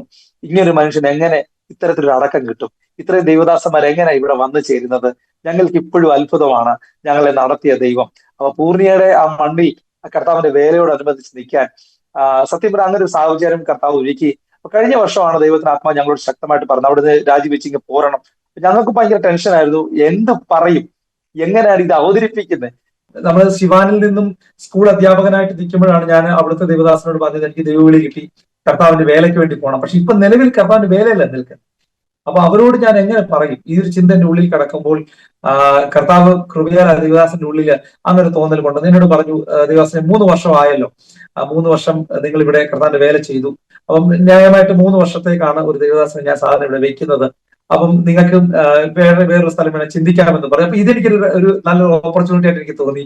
ഞാൻ പ്രാർത്ഥിച്ചു. എന്നിട്ട് പിന്നീട് അതിനുശേഷം ഞങ്ങൾ വെയിറ്റ് ചെയ്തൊരു നല്ല ഒരു ജെനുവിൻ റീസൺ ദൈവമക്കളോട്, അവിടുത്തെ ദൈവമക്കളോട് നമ്മൾ ജെനുവിൻ റീസൺ പറഞ്ഞിട്ട് പോകണം. കൃപയാൽ ആ സമയത്ത് എന്റെ പപ്പയ്ക്ക് കാലിന് ചെറിയൊരു വേദന വന്നു, ഈ കാലിന്റെ മുട്ട് ചിരട്ട വീങ്ങുന്ന ഒരു പ്രശ്നം വന്നു. അപ്പൊ എന്റെ അളിയൻ നാട്ടിൽ നിന്ന് വിളിച്ചിട്ട് പറഞ്ഞു, അളിയൻ പെട്ടെന്ന് നാട്ടിൽ വരണം, പപ്പയ്ക്ക് കാലിന് വയ്യ, നിങ്ങളുടെ നാട്ടിൽ വന്ന് എന്നെ കൊണ്ട് ഒറ്റയ്ക്ക് നടക്കത്തില്ല, എനിക്ക് മോളുണ്ടല്ലോ അറിയാമല്ലോ, അപ്പൊ അതുകൊണ്ട് എനിക്ക് ഒറ്റയ്ക്ക് പറ്റുന്നില്ല എന്ന് പറഞ്ഞു. അപ്പൊ ഇത് തന്നെ ഞങ്ങൾ കാരണമായിട്ട് ദൈവദാസനോട് പറഞ്ഞു, പക്ഷേ ഇങ്ങനെ പ്രശ്നമുണ്ട്, ഞങ്ങൾ നാട്ടിലേക്ക് പോകാൻ ആഗ്രഹിക്കുന്നു എന്ന് പറഞ്ഞു. അപ്പൊ അദ്ദേഹം ഓൾറെഡി ഞങ്ങളോട് ഇത് പറഞ്ഞതായതുകൊണ്ട് സന്തോഷത്തോടെ ഞങ്ങളെ അയച്ചു. പക്ഷെ ഇപ്പോഴും നിലവിലും ഞങ്ങളുടെ സാധനങ്ങളെല്ലാം ഞങ്ങൾ ബീഹാറിൽ തന്നെ വെച്ചു. അപ്പം ദൈവദാസൻ അങ്ങനെ ഒരു അവസരം ഞങ്ങൾക്ക് തന്നു. അപ്പൊ ഞങ്ങൾ പറഞ്ഞു, തീർച്ചയായിട്ടും ദൈവാത്മാവ് സംസാരിക്കുന്ന പക്ഷം ഞങ്ങൾ ബീഹാറിലേക്ക് വരും. അങ്ങനെ കഴിഞ്ഞ വർഷം ഞങ്ങൾ നാട്ടിലേക്ക് വന്നു. ഏകദേശം 9 മാസത്തോളം ഞങ്ങൾ നിരന്തരം പ്രാർത്ഥിച്ചുകൊണ്ടേയിരുന്നു ഒരു ദൈവ പദ്ധതിക്ക്. ഒത്തിരി ചോദ്യങ്ങൾ ഞങ്ങളുടെ മുമ്പിൽ, ഒത്തിരി അവസരങ്ങൾക്ക് ശേഷം ഞങ്ങൾ വന്നു. യുപിയിൽ നിന്നും മധ്യപ്രദേശിൽ നിന്നും ഇതേ ബീഹാറിൽ നിന്നും ഒരുപാട് ദൈവദാസന്മാർ ഞങ്ങളെ തിരികെ വിളിച്ചു പല സ്ഥലങ്ങളിലേക്ക്. പക്ഷെ അപ്പോഴൊന്നും കർത്താവിന്റെ ആത്മാവ് ഞങ്ങളോട് സംസാരിക്കുന്നില്ല. ഞങ്ങളോട് ഛത്തീസ്ഗഡ് എന്ന് മാത്രം കർത്താവിന്റെ ആത്മാവ് എടുത്തു പറയുന്നു. അപ്പൊ ഞങ്ങൾ ഇതിൽ വെച്ച് പ്രാർത്ഥിക്കാൻ, ദൈവമേ ഛത്തീസ്ഗഡുമായിട്ട് എന്തോ ബന്ധം. അപ്പൊ ഇവിടെ വന്നപ്പം നമ്മുടെ ബീഹാറിൽ തന്നെയുള്ള മനോജ് എന്നൊരു പാസ്റ്റർ ഞങ്ങളോട് മൈഗ്രന്റ് മിനിസ്ട്രിയെ കുറിച്ച് പറഞ്ഞു. മൈഗ്രൻസിന്റെ ഇടയിൽ ഒരു മിനിസ്ട്രി ചെയ്യണം. അങ്ങനെ ഒരു കർത്താവിന്റെ ദാസൻ, ഒരു ജേക്കബ് എന്നൊരു പാസ്റ്റർ അല്ലെ, ജേക്കബ് നൈന എന്ന് പറഞ്ഞൊരു പാസ്റ്റർ, അദ്ദേഹത്തെ എറണാകുളത്ത് ഞങ്ങൾ ചെന്ന് കണ്ടു. അദ്ദേഹം വഴി ഡോക്ടർ സുധാകർ എന്ന് പറഞ്ഞൊരു ദേവദാസനെ പരിചയപ്പെടുത്തി. അപ്പൊ അദ്ദേഹം ഇങ്ങനെ മൈഗ്രന്റ് മിനിസ്ട്രിയെ കുറിച്ച് അധികമായി ഞങ്ങളോട് സംസാരിച്ചു. മൈഗ്രൻസിനെ കുറിച്ച്, അപ്പൊ ഞാനോട് ഇദ്ദേഹം എന്തിനാണ് ഈ മൈഗ്രൻസിനെ കുറിച്ച് ഞങ്ങളോട് ഈ പറയുന്നത്? ഞങ്ങൾ തിരിച്ച് ബീഹാറിൽ പോകാനിരിക്കുന്നവർ അല്ലെങ്കിൽ ഛത്തീസ്ഗഡിൽ പോകാനിരിക്കുന്നവർ, ഇവർ മൈഗ്രൻസിനെ കുറിച്ച് അധികമായി പറഞ്ഞു. അപ്പൊ ഞങ്ങളത് ഉള്ളിലെടുത്തെങ്കിലും ഞങ്ങൾ കാര്യമാക്കിയില്ല. പിന്നീട് എറണാകുളത്ത് ചെന്നപ്പോഴും ബിജു എന്നൊരു പാസ്റ്ററിന്റെ കൂടെ ഞങ്ങൾ 3 ദിവസം താമസിച്ചു. അദ്ദേഹവും ഈ മിനിസ്ട്രിയെ കുറിച്ച് അധികം എന്നോട് സംസാരിച്ചു. അജീർ എന്നൊരു പാസ്റ്റർ, അദ്ദേഹവും മിനിസ്ട്രിയെ കുറിച്ച്, മൈഗ്രന്റ് മിനിസ്ട്രിയെ കുറിച്ച് തന്നെ പറയുന്നു. വീണ്ടും ഞങ്ങൾ തിരിച്ച് നാട്ടിലെത്തിയപ്പം ഇവിടെ ഷാജൻ എന്ന് പറഞ്ഞൊരു ദേവദാസൻ, ഷാജൻ അടക്കാർ എന്ന് പറഞ്ഞൊരു പാസ്റ്റർ, അദ്ദേഹത്തിലൂടെ ഹോൾഡിംഗ് ദ റോപ്പ് എന്ന് പറയുന്ന ഒരു മിഷൻ കോൺഫറൻസ് കുമ്പനാട് നടക്കാനിടയായി മെയ് മാസത്തിൽ. അങ്ങനെ ആ മീറ്റിംഗിൽ ഞങ്ങൾ പങ്കെടുത്ത സമയത്ത് ആണ് അവിടെ ജോർജ് ബി ചാക്കോ എന്നൊരു പാസ്റ്റർ ഞങ്ങളോട് ദൈവാത്മാവിൽ സംസാരിച്ചത്. ഞങ്ങളോട് ഇങ്ങനെ ആവശ്യപ്പെട്ടത്, പാസ്റ്റർ നിങ്ങൾ എന്തോ ആഗ്രഹിക്കുന്നു? നമ്മൾ തിരിച്ച് ഛത്തീസ്ഗഡോ ബീഹാറോ? അപ്പൊ അദ്ദേഹം പറഞ്ഞു, ഓപ്പൺ യുവർ ഐസ്, നിങ്ങളുടെ കണ്ണുകൾ തുറന്നു നോക്കും. Bihar is here, Chhattisgarh is here. നിങ്ങൾക്ക് കണ്ണ് കാണാത്തത് കൊണ്ടാണ്. നിങ്ങൾ തിരിച്ചെന്തിനാ ചിന്തിക്കുന്നത്? ഇവിടുത്തെ ആൾക്കാർക്ക് വേണ്ടി ആര് ഇടിവിൽ നിൽക്കും? ഈ ഒരു ചോദ്യം എന്റെ ഉള്ളിൽ ശരിക്കും ശരം പോലെ വന്ന് വീണു. കാരണം ഇത്രയും മൈഗ്രൻസുമായി ബന്ധപ്പെട്ട ഒരു ചോദ്യങ്ങൾ പലരും പറയുമ്പോൾ ഇത് ഞങ്ങളുടെ ഉള്ളിൽ വന്നു. അങ്ങനെ ഞങ്ങൾ തിരിച്ച് സ്വഭവനത്തിലേക്ക് വന്നു. ഞങ്ങൾ ഇപ്പൊ ഈ ഇരിക്കുന്ന വീട്ടിലേക്ക് ഞങ്ങൾ വന്നു. ഞങ്ങൾ ശരിക്കും പറഞ്ഞാൽ ഒരിക്കലും ആഗ്രഹിച്ചാൽ ഇവിടെ തിരിച്ചു വരുമെന്നോ ഇവിടെ നിൽക്കുമെന്നോ, ഇവിടെ വന്നാലും അധികം നിൽക്കാത്തൊരു ഭവനമായിരുന്നു എന്നെ സംബന്ധിച്ചത്. പക്ഷെ ദൈവാത്മാവ് പറഞ്ഞതുമായി ബന്ധപ്പെട്ട് ആ ദൈവത്താത്മാവിനോടുള്ള ഒരു അനുസരണയോട് മാത്രമായി ബന്ധപ്പെട്ടാണ് ഞാൻ തിരിച്ചിവിടെ എത്തിയത്. അങ്ങനെ വരുന്ന വഴിക്ക് ഞങ്ങൾ ഒരു പോസ്റ്റ്, ഒരു കാർഡ്, ഫ്ലക്സ് കണ്ടു.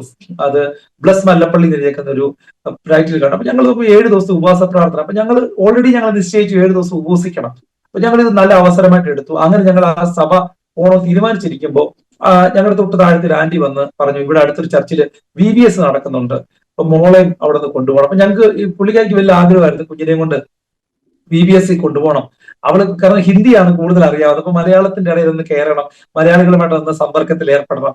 അങ്ങനെ ചിന്തിക്കുമ്പോൾ ഞങ്ങൾ VBS പോയി. പുള്ളിക്കാരി ടീച്ചറായിട്ടും മോളെ അവിടെ പാർട്ടിസിപ്പന്റ് ആയിട്ട് കൊണ്ടുപോയപ്പോൾ ഞങ്ങൾ ചെന്നപ്പോൾ അവിടെ ഇരിക്കുന്നു ഈ ബ്ലസ് മല്ലപ്പള്ളി എഴുതിയേക്കുന്ന ബാനർ. അപ്പൊ മനസ്സിലായി ഇതാണ് ആ ചർച്ച്. അങ്ങനെ പിന്നെ VBS കഴിഞ്ഞ ഉടനെ ആ സഭയിലേക്ക് കയറി. അത് നമ്മുടെ സജിപാസിന്റെയും മിനിസിസ്റ്ററിന്റെയും light and life worship centre ആയിരുന്നു മല്ലപ്പള്ളിയിലുള്ള. അപ്പൊ അങ്ങനെ 7 ദിവസം ഞങ്ങൾ ദൈവസഭയിൽ ഉപവസിച്ചു. ഒറ്റ വാക്കി പറയട്ടെ വാസ്തു, ഞങ്ങൾ ഏറ്റവും കൂടുതൽ ആഗ്രഹിച്ചത് ഒരു ദൈവശബ്ദം കേൾക്കാനാണ്. ആരെങ്കിലും ഞങ്ങളുടെ തലയിൽ കൈവച്ചെന്ന് പറയും ഛത്തീസ്ഗഡ് എന്ന് പറയും, അല്ലെങ്കിൽ ബീഹാർ എന്ന് പറയും. ഇതാ പ്രതീക്ഷിച്ച് 7 ദിവസവും ഒരു മനുഷ്യന് പക്ഷെ ഞങ്ങളോട് എല്ലാവരും പറയുന്നുണ്ട് ഒരു പൈനിയറിംഗ് വർക്ക് സ്റ്റാർട്ട് ചെയ്യും, നിങ്ങളായിട്ടൊരു കാര്യം, ഒരു സംരംഭം ആരംഭിക്കും, ഇതുവരെ ആരും തുടങ്ങിയിട്ടില്ലാത്തൊരു വേല നിങ്ങളിലൂടെ കർത്താവിനുണ്ട്. ഹിന്ദിക്കാർ ഇതെല്ലാം പറയുന്നുണ്ട്. പക്ഷെ ആരും ബീഹാർ എന്നും പറയുന്നില്ല, ഛത്തീസ്ഗഡും പറയുന്നില്ല. ഞങ്ങൾ ശരിക്കും നിരാശരായി. 7-ാം ദിവസം സജി വർഗീസ് പാസ്റ്റർ ഞങ്ങളെ പേഴ്സണലായിട്ട് പരിചയപ്പെട്ടു. അപ്പൊ ഞാൻ ഇങ്ങനെ പറഞ്ഞു, എന്നോട് പറഞ്ഞു ദൈവശബ്ദം കേട്ടോ. ഞാൻ ഒരു മാസം ഒരു ദൈവശബ്ദം കേൾക്കാനായിരുന്നു, ഛത്തീസ്ഗഡ് എന്നൊരു വേർഡ് കേട്ടാൽ മതിയായിരുന്നു എന്ന് പറഞ്ഞു. അത് എങ്ങൊന്നും കേട്ടില്ല എന്ന് പറഞ്ഞു. അദ്ദേഹം കുറഞ്ഞ ഛത്തീസ്ഗഡിൽ എന്താ? ഞാൻ ഒരു കർത്താവ് ഞങ്ങളോട് പറഞ്ഞു, കേരളത്തിൽ നിന്നുകൊണ്ട് ഛത്തീസ്ഗഡിലെ പ്രവർത്തനങ്ങൾ നോക്കണം, ഇവിടെ നിന്നൊരു ബ്രിഡ്ജായിട്ട് നിങ്ങളെ ദൈവം ഉപയോഗിക്കാൻ പോകുന്നു എന്നിങ്ങനെ പറഞ്ഞു. ഞാൻ ഈ പദം പറഞ്ഞപ്പം അദ്ദേഹം സൂക്ഷിച്ചു നോക്കിയിട്ട് പറഞ്ഞു, എനിക്കൊരു ചർച്ചുണ്ട് ഛത്തീസ്ഗഡിലാണ്, കേരളത്തിൽ നിന്നും നിങ്ങൾക്ക് ഛത്തീസ്ഗഡിന്റെ പ്രവർത്തനങ്ങൾ നോക്കാൻ സാധിക്കുമോ? അങ്ങനൊരാളെ നോക്കിയാണ് ഈ ദിവസങ്ങളെല്ലാം ഞാൻ ഉപവസിച്ചതും പ്രാർത്ഥിച്ചതും. അപ്പൊ if you are the right person come and meet me tomorrow എന്ന് പറഞ്ഞു. അപ്പൊ ഞാൻ പാസ്റ്റർ 3 ദിവസം കൂടെ ആവശ്യപ്പെട്ടു. ഞങ്ങൾ രണ്ടുപേരും പ്രാർത്ഥിച്ചു. സജി പാസ്റ്റർ ഞങ്ങളോടൊപ്പം പ്രാർത്ഥിച്ചു. 3-ാം ദിവസം ഞാൻ അദ്ദേഹത്തെ കാണാൻ ചെന്നു. ഞാൻ ഞങ്ങളുടെ സമ്മതം അറിയിച്ചു. അപ്പൊ അതിദാസൻ വളരെ സന്തോഷത്തോടെ സ്വീകരിച്ചു. അങ്ങനെയാണ് ഞങ്ങൾ പായിപ്പാടില് ഒരു ചെറിയ റൂം എടുത്ത് അവിടെ ഈ മൈഗ്രന്റ് മിനിസ്ട്രിക്കകത്തുനിന്ന് ഒരു സൂം മീറ്റിംഗിനകത്തുനിന്ന് ഞങ്ങൾ പരിചയപ്പെട്ട ഒരു ദൈവദാസി ഡെയ്സി എന്ന് പറഞ്ഞ ആന്റിയുടെ ഹസ്ബൻഡ് മാത്യു അങ്കിളും അവര് പായിപ്പാട് താമസിക്കുന്നവർ, അവര് കുറെ വർഷങ്ങളായിട്ട് അവർ പ്രാർത്ഥിച്ചുകൊണ്ടിരിക്കുക അവിടെ ഒരു ഹിന്ദി സഭ തുടങ്ങാൻ. അപ്പോഴാണ് ഇങ്ങനെ അവരെ തന്നെ ഞങ്ങൾക്ക് ചെന്ന് കാണാൻ ഇടയായി. അപ്പം അവർ തന്നെ പറഞ്ഞു, ഇവിടെ ഒരു ഹോൾ ഉണ്ട് പാസ്റ്ററെ, നിങ്ങൾ വെറുതെ ഒരു കൂടിക്കാഴ്ചയ്ക്ക് ഒന്ന് പരിചയപ്പെടാൻ പോയതാണ്, പക്ഷെ സഹോദരി പറഞ്ഞു ഇവിടെ ഒരു ഹോൾ ഉണ്ട്, അത്യാവശ്യമായിട്ട് നിങ്ങൾക്ക് കാണാൻ പറ്റും.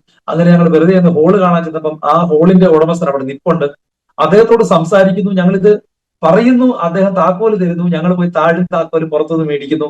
എഗ്രിമെന്റ് അന്ന് തന്നെ ഡീൽ ചെയ്യുന്നു. അടുത്ത ഞായറാഴ്ച ഞങ്ങളുടെ മീറ്റിംഗ് ആരംഭിക്കുക. പക്ഷെ ആദ്യത്തെ മീറ്റിംഗ് ഞങ്ങൾ ആരംഭിക്കുമ്പോൾ ഞങ്ങൾ 4-5 പേരെ ഉള്ളൂ. അപ്പൊ ഞങ്ങൾ ധൈര്യത്തോട് ഞങ്ങൾ പറയും, കർത്താവ് 2-3 പേര് എവിടെ ഉണ്ടോ അവരുടെ നടുവിൽ കർത്താവ് ഉണ്ട് എന്നൊക്കെ ഇങ്ങനെ നമ്മൾ പറഞ്ഞൊക്കെ പ്രാർത്ഥിച്ചു പോകും. പക്ഷെ ഇപ്പം 2 മാസം ആകുന്നു തുടങ്ങിയിട്ട്. ഇപ്പൊ കഴിഞ്ഞ ആഴ്ചത്തെ സിറ്റുവേഷൻ പറയുകയാണെങ്കിൽ ഹെലൻ എനിക്ക് തോന്നുന്നു പുറത്തിരുന്നാണ് മീറ്റിംഗ് പങ്കെടുത്തത്. കാരണം ആ ഹോളിനകത്ത് നിറച്ചു ആള് കയറിയിട്ട് പിന്നെ പുറത്തിരുന്ന് ഞങ്ങൾക്ക് മീറ്റിംഗ് കാണേണ്ടി വന്നു. അത്രയും അനുഗ്രഹിക്കപ്പെട്ട നിലവാരങ്ങളിൽ ബീഹാറിലും ആസാമിലും ബംഗാളിലുമുള്ള സഹോദരങ്ങളെ കൊണ്ട് കർത്താവ് ആ ഹോളിനെ നിറച്ചുകൊണ്ടിരിക്കുന്നു.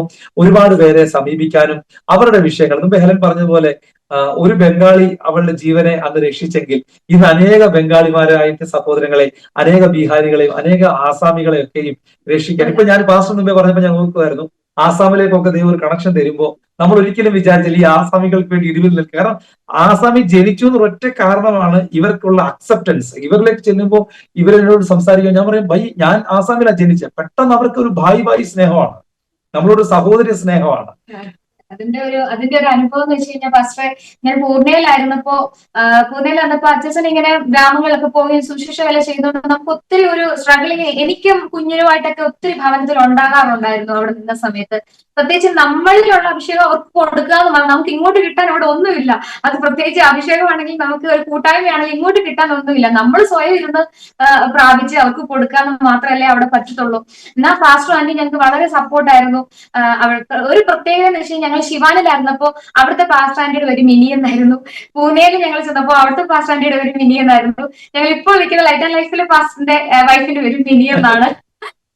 അങ്ങനെ ഒരു ഇത് ഞങ്ങളുടെ ഒരു പ്രത്യേകതയാണ്.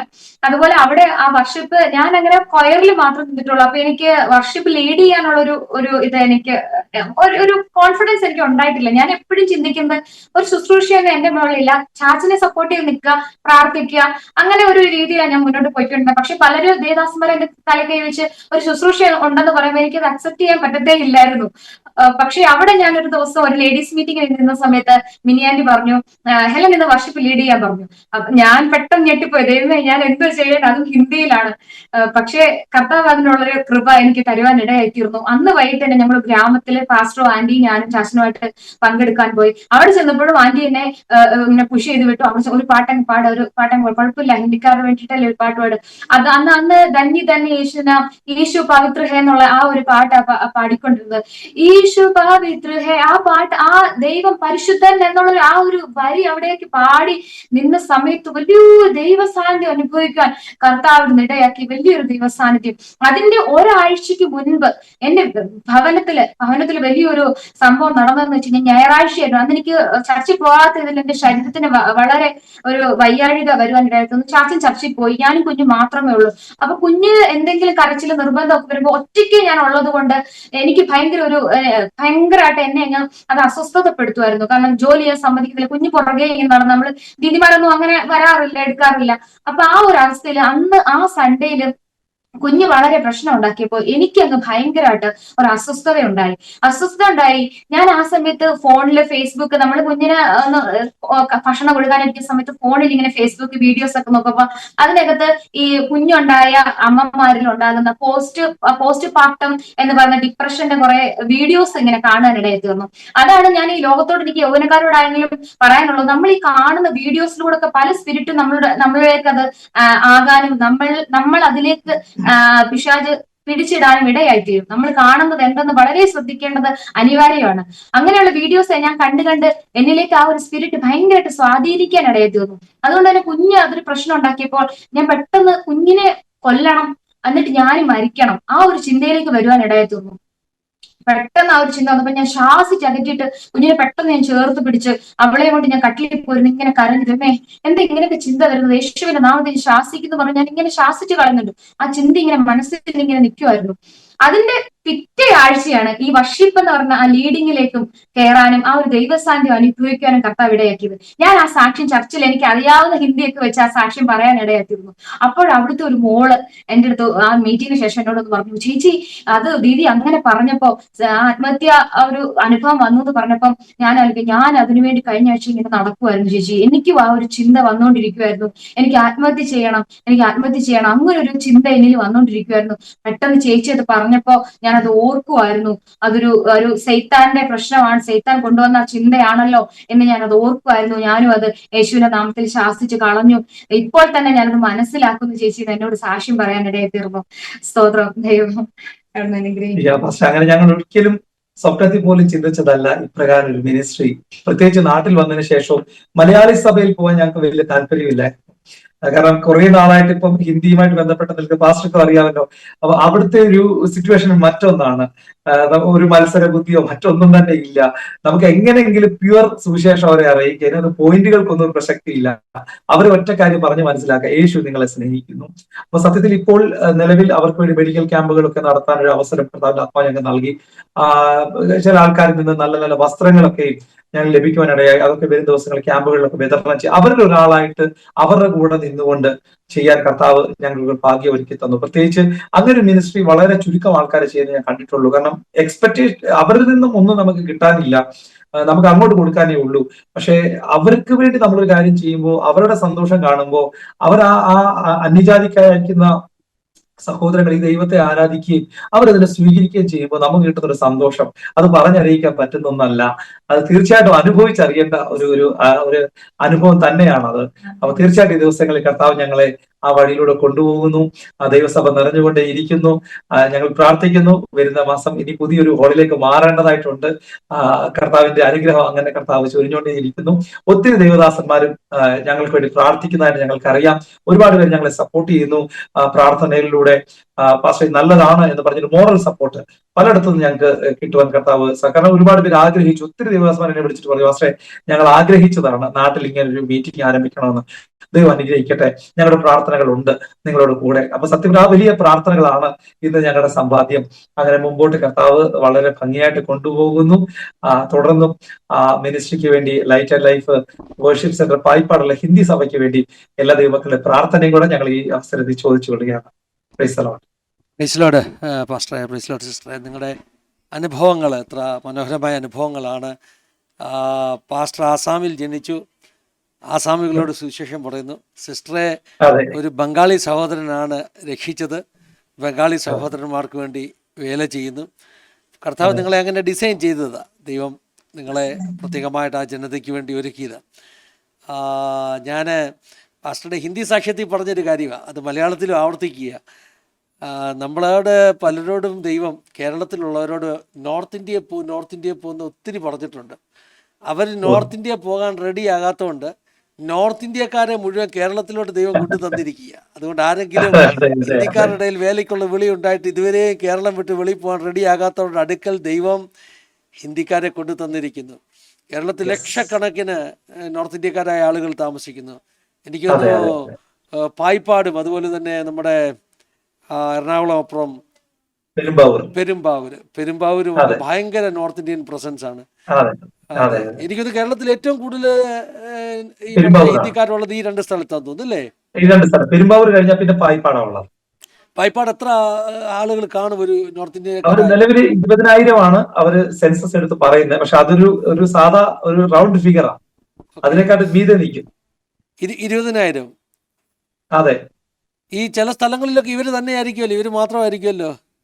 അത് ഇപ്പൊ ഞാനിപ്പോ പറഞ്ഞ ഞങ്ങൾ പോകുന്ന ഏരിയയിൽ മാത്രമാ പാസ്റ്ററെ. അത് മൊത്തത്തിൽ എടുത്താൽ ലക്ഷത്തിന് മീതെ വരും. എത്രയാണ് പാസ്റ്ററെ? ലക്ഷങ്ങൾക്ക് മീതെ വരും. കേരളം മുഴുവൻ ലക്ഷക്കണക്കിന് ആളുകളുണ്ട്. അതെ, മൊത്തത്തിൽ 1,00,000-ലധികം ആൾക്കാരുണ്ടെന്നാ പറയുന്നത്. More than 50 lakhs. 50 ലക്ഷം, 50 ലക്ഷം, 1,00,000, 1,00,000 50 ലക്ഷം അതിഥി തൊഴിലാളികൾ. നമ്മൾ അങ്ങനെയാണല്ലോ അവരെ സ്നേഹപൂർവ്വം വിളിക്കുന്നത്. അത് ലോകത്തിന്റെ വേറൊരു ഭാഗത്തും അങ്ങനെ ഒരു വിളി കിട്ടത്തില്ല. വേറെ ഒരു ഭാഗത്തും മൈഗ്രേറ്റ് ചെയ്യുന്നവരോട് ഒരു പ്രത്യേക അവഗണനയുള്ളത്. ഇപ്പോൾ യൂറോപ്പിലൊക്കെ തന്നെയാണെങ്കിൽ നമ്മുടെ ആൾക്കാർ മൈഗ്രേറ്റ് ചെയ്ത് കഴിയുമ്പോൾ എത്ര വലിയ പ്രശ്നങ്ങൾ അവർ നേരിടുന്നത്. പക്ഷേ എനിക്കൊന്ന് കേരളത്തിലെ ആളുകൾ ലോകം മുഴുവൻ ഇങ്ങനെ സഞ്ചരിക്കുന്നത് കൊണ്ടാകാം ഒരു പക്ഷേ കേരളത്തിലുള്ള ആളുകൾക്ക് ഈ അതിഥികളോടുള്ള ഒരു പ്രത്യേക സ്നേഹമൊക്കെ ഉള്ളത് നമ്മൾ ലോകം കണ്ടിട്ടുള്ളത് കൊണ്ടുള്ള ഒരു അനുഭവമാണെന്ന് എനിക്ക് തോന്നുന്നു. ദൈവത്തിൻ്റെ സ്തോത്രം. നല്ല നല്ല അനുഭവങ്ങളാണ് പാസ്റ്ററെ പറഞ്ഞത്. വിട്ടുപോയ എന്തെങ്കിലും അനുഭവം ഉണ്ടെങ്കിൽ പറയാം. രണ്ടുപേർക്കും ദൈവം നിങ്ങളെ സഹായിക്കട്ടെ.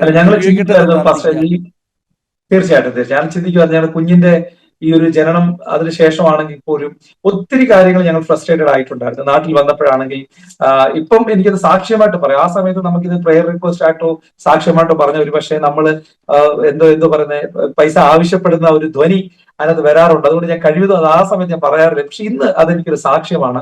ആ കുഞ്ഞിനൊരു നല്ല ഡ്രസ്സ് പോലും ഒരു സമയം ഞങ്ങൾക്ക് എടുക്കാനില്ലാതെ ഞങ്ങൾ നിന്നൊരു സാഹചര്യത്തിൽ കഴിഞ്ഞ വർഷം ഞങ്ങൾ പോയായിരുന്നു. പക്ഷെ അത് ആരോടും നമ്മൾ പറയാൻ ആഗ്രഹിച്ചില്ല.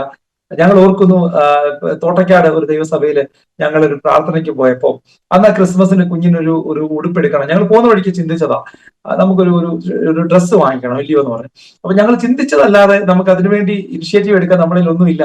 പക്ഷെ അവിടെ ആ പ്രേയറിന് പോകാനും തിരിച്ചു വരാനുള്ള വണ്ടിക്കൂലി നമ്മുടെ ഉണ്ട്, പെട്രോൾ ഉണ്ട്, അതുകൊണ്ട് പോകുന്നു. പക്ഷെ അന്ന് ഒരു സാം ജോസഫ് ഒരു കർത്താവിന്റെ ദാസൻ ട്രിവാൻഡ്രത്ത് വന്ന് അദ്ദേഹത്തിന്റെ കൂടെ വന്നൊരു ദൈവവൃത്യൻ ലാസ്റ്റ് എന്നോട് ചോദിച്ചു, പാസ്റ്ററെ ഈ ബ്യൂല ആരാന്ന് ചോദിച്ചു. ബ്യൂല. ഞാൻ പറഞ്ഞു എന്റെ മോളുടെ പേര്. ഞാൻ പറഞ്ഞു ബ്യൂലയാണ് നിങ്ങളുടെ തോളിലിരിക്കുന്നത്. അപ്പൊ അദ്ദേഹം ഇങ്ങനെ തോളിലെടുത്ത് വെച്ചിരിക്കുക. ഞാൻ പറഞ്ഞു ബ്യൂലയാണ് നിങ്ങളുടെ തോളിലിരിക്കുന്നത്. ഇതാണോ ബ്യൂല? ഞാൻ പറഞ്ഞു ഇതാ ബ്യൂല. പെട്ടെന്ന് അദ്ദേഹം പോക്കറ്റിൽ നിന്ന് 1,000 രൂപ എടുത്തു, എന്റെ തന്നു. ഞാൻ വാങ്ങിച്ചില്ല. അപ്പൊ അദ്ദേഹം പാസ്റ്റർ ഇത് വാങ്ങിക്കണം. ഞാൻ പറഞ്ഞു പാസ്റ്റർ ഇത് എന്താ? അപ്പൊ അദ്ദേഹം തന്നിട്ട് പറഞ്ഞു, പാസ്റ്റർ ഇന്ന് രാവിലെ കർത്താവിന്റെ ആത്മാവ് എന്നോട് ബ്യൂല എന്നൊരു പേര് പറഞ്ഞു. അപ്പൊ ഞാൻ ചോദിച്ചു, ദൈവമേ എന്തുവാ ബ്യൂല? അപ്പൊ പറഞ്ഞു, ഇദ്ദേഹം ഒരു പൈസ എടുത്ത് കൈ പിടിച്ചിട്ട് കർത്താവ് അദ്ദേഹത്തോട് പറഞ്ഞു, ഈ പൈസ ബ്യൂലയ്ക്ക് ഡ്രസ്സ് വാങ്ങിക്കാൻ കൊടുക്കണമെന്ന് പറഞ്ഞു. അപ്പൊ അദ്ദേഹത്തിന് ബ്യൂല ആരാന്ന് അറിയത്തില്ല, ബ്യൂല എത്ര വയസ്സുള്ളവളാന്ന് അറിയത്തില്ല. അദ്ദേഹം പറഞ്ഞു, ഞാൻ ഊഹത്തിൽ എന്തായാലും ഒരു 1,000 രൂപയ്ക്ക് ഉള്ളിൽ വരുമല്ലോ എന്താ ഒരു നോർമൽ ഡ്രസ്സിന് എന്ന് വിചാരിച്ച് ഞാൻ കയ്യിലെടുത്ത് പിടിച്ച പാസ്റ്റർ ഇത് നിങ്ങളുടെ മോക്ക് വേണ്ടി ദൈവം ഇന്ന് രാവിലെ ഞങ്ങൾക്ക് തന്നതാ. എനിക്ക് ഭയങ്കര അത്ഭുതം തോന്നി. അങ്ങനെ നമ്മളെ ഇപ്പൊ ഞങ്ങള് ഈ വർഷമാണ് കുഞ്ഞിനെ സ്കൂളിൽ ചേർത്തത്. അപ്പം ഈ അധ്യയന വർഷം ആരംഭിക്കുന്ന ദിവസം തന്നെ സത്യത്തിൽ ആ കുഞ്ഞിനെ സ്കൂളിൽ ചേർക്കാനുള്ള പൈസ ഞങ്ങളുടെ കയ്യിലില്ല. അപ്പൊ ഞങ്ങൾ അങ്ങനെ ചിന്തിച്ച് വീട്ടിൽ നിന്ന് ഇറങ്ങുമ്പോൾ പോലും നമ്മുടെ കയ്യിൽ ആ എമൗണ്ട് കയ്യിലില്ല.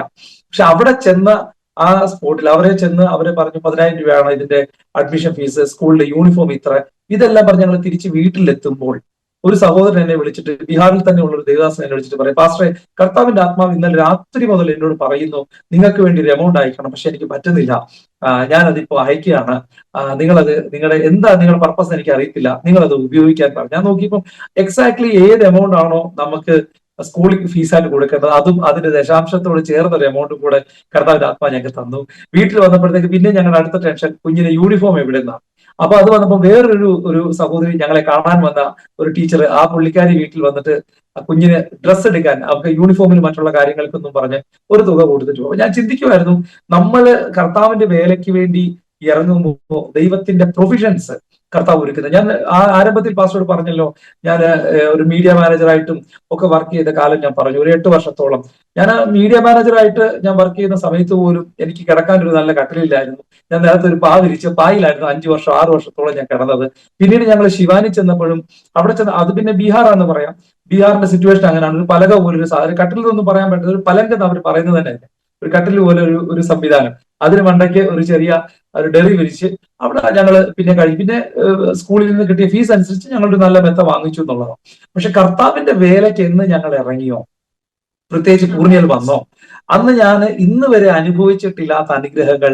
സത്യത്തിൽ അന്നാണ് നല്ലൊരു മെത്തയില് കിടക്കാൻ ഒരു അവസരം കർത്താവ് ഞങ്ങൾക്ക് തന്നത്. നല്ലൊരു വാഹനം ഞങ്ങൾക്ക് കിട്ടിയതൊക്കെ ആ പൂർണിയൽ വന്നതിന് ശേഷമാണ്. അപ്പൊ ഞാൻ ചിന്തിക്കുമായിരുന്നു, കർത്താവിന്റെ വേലയ്ക്ക് വേണ്ടി ഞങ്ങൾ ഇറങ്ങിയപ്പോൾ എന്ന് ഭൗതികമായ മണ്ഡലത്തിൽ ഞാൻ ജോലി ചെയ്തു അതിനേക്കാളും 10 മടങ്ങ് അനുഗ്രഹത്തോടെ കർത്താവ് ഓരോ ദിവസവും ആ ദൈവത്തിന്റെ അത്ഭുതം ഞങ്ങളുടെ കണ്ണാൽ കാണാൻ കർത്താവ് ഞങ്ങളെ സഹായിക്കുന്നുണ്ട്. അപ്പൊ ഇത് മുഴുവൻ മഹത്വം കർത്താവിനാണ്. ഇന്ന് വരെയും കർത്താവ് നടത്തി, ഇനി മുമ്പോട്ടും. ഇനിയിപ്പോ ഈ മൈഗ്രന്റ് ചർച്ച് സത്യം പറയുന്നത് വലിയ, ഞങ്ങളിപ്പോ പ്രാർത്ഥിച്ചോണ്ടിരിക്കുക പാസ്റ്ററെ, ഒത്തിരി കോൺടാക്ട്സ് ഇപ്പം നമ്മുടെ നാട്ടിൽ വന്ന് നിൽക്കുന്ന ഒത്തിരി പാസ്റ്റേഴ്സ് ഉണ്ട്, കർത്താവിന്റെ വേല വടക്കേന്ത്യയിൽ ചെയ്തിട്ട് നാട്ടിൽ വന്നിട്ട് എങ്ങും പെടാതെ, എന്നാൽ വടക്കേന്ത്യയിലാണോ അതുമല്ല കേരളത്തിലാണോ അല്ല എങ്ങും പെടാതെ നിൽക്കുന്ന കുറെ പാസ്റ്റർമാരുണ്ട്. അങ്ങനെയുള്ള കുറെ ആൾക്കാരെ കഴിഞ്ഞ ദിവസം ഞങ്ങൾ കണ്ടു. അപ്പൊ ഞങ്ങൾ വിചാരിക്കും അവർക്ക് ഓരോരുത്തർക്കും ഒരു ഓപ്പണിങ്സ് ഇപ്പൊ ആയിപ്പാടുള്ള സ്ഥലത്ത് പല ഇഷ്ടംപോലെ പാസ്റ്റർ പറഞ്ഞ പോലെ 50 ലക്ഷത്തിലധികം ആൾക്കാർ പാസ്റ്റർ കേരളത്തിൽ കിടക്കുമ്പോഴാണ് നമ്മൾ ഇവിടെ ഇരുന്ന് ബീഹാറിലേക്ക് പോകാനും ലോകം കറങ്ങി ടൂർ പോകാനും ഒക്കെ നമ്മുടെ കാൽച്ചോട്ടി കർത്താവ് ആൾക്കാരെ കൊണ്ട് തന്നിട്ടുണ്ട്. കാരണം അവിടെ സ്വാതന്ത്ര്യമില്ല. പക്ഷെ ഇവിടെ എത്ര നാൾ നമുക്ക് ഈ സ്വാതന്ത്ര്യം കിട്ടുമോ എന്ന് നമുക്ക് അറിയത്തില്ല. ആ സ്വാതന്ത്ര്യം നിൽക്കുന്നിടത്തോളം കാലം വേഗത്തിൽ അവന്റെ വേല ചെയ്യുക, ഇവരിലേക്ക് എത്തിക്കുക. ഇതിൽ പരം ഒരു അവസരം നമുക്ക് ജീവിതത്തിൽ കർത്താവ് മറ്റൊന്നും തരാനില്ല. അത് നന്നായി ഉപയോഗിക്കുക എന്നുള്ളതാണ് ഞങ്ങൾക്ക് പറയാനുള്ളത്. കർത്താവ് സഹായിക്കട്ടെ. Price the Lord. ദൈവം സഹായിക്കട്ടെ, അനുഗ്രഹിക്കട്ടെ. ദൈവം കരുതുന്നതിനാണ്, ദൈവത്തിൻ്റെ കരുതലിൻ്റെ വിശ്വസ്തതകൾ നമ്മളെയൊക്കെ കർത്താവ് എത്ര അത്ഭുതകരമായിട്ടാണ് നടത്തിയത്. ദൈവത്തിന് സ്തോത്രം ചെയ്യുന്നു. നമ്മുടെ വ്യൂവേഴ്സിന് വേണ്ടി പ്രാർത്ഥിക്കാം. പാസ്റ്റർക്ക് തന്നെ ചുരുക്കമായിട്ടൊന്ന് പ്രാർത്ഥിക്കാം. തീർച്ചയായിട്ടും. ഹല്ലേലൂയ. മഹാപരിശുദ്ധനെ സ്വർഗീയ നല്ല പിതാവേ, നല്ലതും വിലയേറിയമായിരിക്കുന്ന സമയത്തിനായി ഞങ്ങൾ പ്രാർത്ഥിക്കുന്നു. ഇതുവരെ ഞങ്ങളെ ശ്രദ്ധിച്ച ആസാദിയിലെ എല്ലാ പ്രേക്ഷകരോടും കർത്താവ് അവരുടെ വിഷയങ്ങൾ നിന്റെ പാദപീഠത്തിൽ ഏൽപ്പിച്ചു. ഞങ്ങൾ ഇത് കർത്താവ് സംസാരിക്കുമ്പോൾ സമാനമായിരിക്കുന്ന പ്രതിസന്ധിയിലൂടെ കടക്കുന്നവർ ഞങ്ങളെ കാണുമ്പോൾ അവരെ നോക്കി യേശുവിന്റെ നാമത്തിൽ ഞങ്ങൾ പ്രവചിച്ചു പ്രാർത്ഥിക്കുന്നു. അവരുടെ സ്ഥിതികൾക്ക് മാറ്റം വരുത്താൻ കഴിവുള്ള ഒരു ദൈവം ഇന്നും ജീവിക്കുന്നുണ്ട് എന്നൊരു ഉറപ്പ് അവരുടെ ഉള്ളിലേക്ക് അവിടുന്ന് പകരുന്ന കൃപയ്ക്കായി സ്തോത്രം. കർത്താവ് ഈ സാക്ഷ്യം അവരുടെ ജീവിതത്തിന് ഒരു പുതിയ കർത്താവ് പ്രതീക്ഷയ്ക്ക് വകയേകുവാൻ കർത്താവ് കഴിഞ്ഞിട്ടില്ല എന്നുള്ളൊരു അനുഭവത്തിലേക്ക് അവർ കടക്കുവാനും കർത്താവ് പുതിയതൊന്ന് കാണത്തക്ക രീതിയിൽ ഇല്ലാത്തതിനെ ഉള്ളതുപോലെ വിളിച്ചു വരുത്തുന്നതായിരിക്കുന്ന ഒരു വലിയ ദൈവമുണ്ടെന്ന് അവർ തിരിച്ചറിയുവാൻ പരിശുദ്ധാത്മാവരെ സഹായിക്കണം. വീണ് കിടക്കുന്നവരെ എഴുന്നേൽപ്പിക്കുവാൻ, അഗതികളുടെ നടുവിലേക്ക് ഇറങ്ങി ചെല്ലുവാൻ കർത്താവെ പരിശുദ്ധാത്മാവിൽ നിയോഗം പ്രാപിച്ചവർ ഞങ്ങളെ കേൾക്കുമ്പോൾ ഞങ്ങൾ പ്രാർത്ഥിക്കുന്നു. അവർക്കുള്ള സ്രോതസ്സുകൾ തുറന്നു തരട്ടെ. അവരുടെ വാഗ്ദത്തങ്ങളിലേക്ക് അവർ പ്രവേശിക്കട്ടെ. പുതിയ മണ്ഡലങ്ങൾ അവരുടെ മുമ്പിൽ തുറക്കപ്പെടട്ടെ. ശത്രുവിന്റെ സകല പദ്ധതികളും അവരുടെ ജീവിതത്തിൽ നിന്ന് പൂർണ്ണമായി മാറി ദൈവ പദ്ധതികൾക്ക് കർത്താവ് വിശ്വാസത്താൽ ചുവട് വെക്കുവാൻ കർത്താവ് അവരെ സഹായിക്കേണ്ടതിനായി പ്രാർത്ഥിക്കുന്നു. ഇന്ന് പകൽക്കാലം കർത്താവ് ഞങ്ങളെ കേൾക്കുന്ന എല്ലാ കർത്താവ് മാന്യ ശ്രോതാക്കളെയും ഞങ്ങൾ പിതാവിന്റെയും പുത്രന്റെയും പരിശുദ്ധാത്മാവിന്റെ നാമം ചൊല്ലി അനുഗ്രഹിച്ച് പ്രാർത്ഥിക്കുന്നു. അനേകർക്ക് ഒരു വെളിച്ചമായി, അനേകർക്ക് ഒരു ദൈവശബ്ദമായി, അനേകർക്ക് ഒരു ആശ്വാസമായി ഇവർ തീരട്ടെ. ഇവർക്ക് തന്നെ ഇവർ ലോകത്തിന് തന്നെ ഒരു അത്ഭുതമായി തീരേണ്ടതായി പ്രാർത്ഥിക്കുന്നു. എല്ലാവരും ഒരിക്കൽ കൂടെ നിന്റെ കരങ്ങളിലേക്ക് അനുഗ്രഹിക്കുന്നു. കർത്താവ് ആ ടീമിനായി ഞങ്ങൾ പ്രാർത്ഥിക്കുന്നു. ആസാദി ടിവിക്കായി ഞങ്ങൾ പ്രാർത്ഥിക്കുന്നു. ഇതിന് പിന്നിൽ പ്രവർത്തിക്കുന്ന എല്ലാ ടെക്നിക്കൽ സ്റ്റാഫ്സിനെയും ഞങ്ങൾ അനുഗ്രഹിച്ച് പ്രാർത്ഥിക്കുന്നു. അനേകരിലേക്ക് ഈ സാക്ഷ്യങ്ങൾ എത്തിക്കുമ്പോൾ കർത്താവിന്റെ മക്കളെ അവർ കുടുംബത്തെ സമാശ്വസിപ്പിക്കുകയും ബലപ്പെടുത്തുകയും ചെയ്യുന്നതിനായി ദൈവിക കർത്താവെ അനുഗ്രഹത്താൽ സുഖ കർത്താവ് പിന്നെ നിറയ്ക്കേണ്ടതിനായി പ്രാർത്ഥിക്കുന്നു. നീതിയിൽ വഴി നടത്തണം അനുഗ്രഹിച്ച് പ്രാർത്ഥിക്കുന്ന പിതാവേ, സകല ഞങ്ങൾക്കായി ജീവൻ വെച്ച യേശു കർത്താവിന്റെ നാമത്തിൽ ചോദിക്കുമ്പോൾ ദയതോന്നി കേട്ട് ഉത്തരമറുമാറാണ് പിതാവേ. ആമേൻ, ആമേൻ, ആമേൻ. പിതാപുത്ര പരിശുദ്ധാത്മാവാകുന്ന ത്രിയേക ദൈവത്തിന്റെ കൂട്ടായ്മ, സഹവാസ, കാവൽ നമ്മെല്ലാവരുടെ മേലും പ്രത്യേകമായി നമ്മുടെ നടുവിൽ കടന്നു വന്ന് അനുഭവങ്ങൾ പങ്കുവെച്ച പ്രിയ പാസ്റ്റർ കുടുംബത്തിന് മേൽ ഇന്ന് മുതൽ എപ്പോഴും എന്നേക്കും ഉണ്ടായിരിക്കുമാറാകട്ടെ. ആമേൻ, ആമേൻ, ആമേൻ. ദൈവം സഹായിക്കട്ടെ പ്രിയ പാസ്റ്ററെ, സിസ്റ്ററെ, കുടുംബമായിട്ട് നിങ്ങൾ ഉപയോഗിക്കട്ടെ എന്ന് പ്രാർത്ഥിക്കുന്നു. ഇതിന് സന്തോഷത്തിലെ സമയങ്ങൾ ഞങ്ങൾക്ക് അനുവദിച്ചു തന്നതിൽ താങ്ക് യു. പ്രേക്ഷകരോടുള്ള നന്ദി പറയുന്നു. ദൈവം ധാരാളം അനുഗ്രഹിക്കട്ടെ. God bless you all. Have A wonderful time. God bless you. Thank you for watching.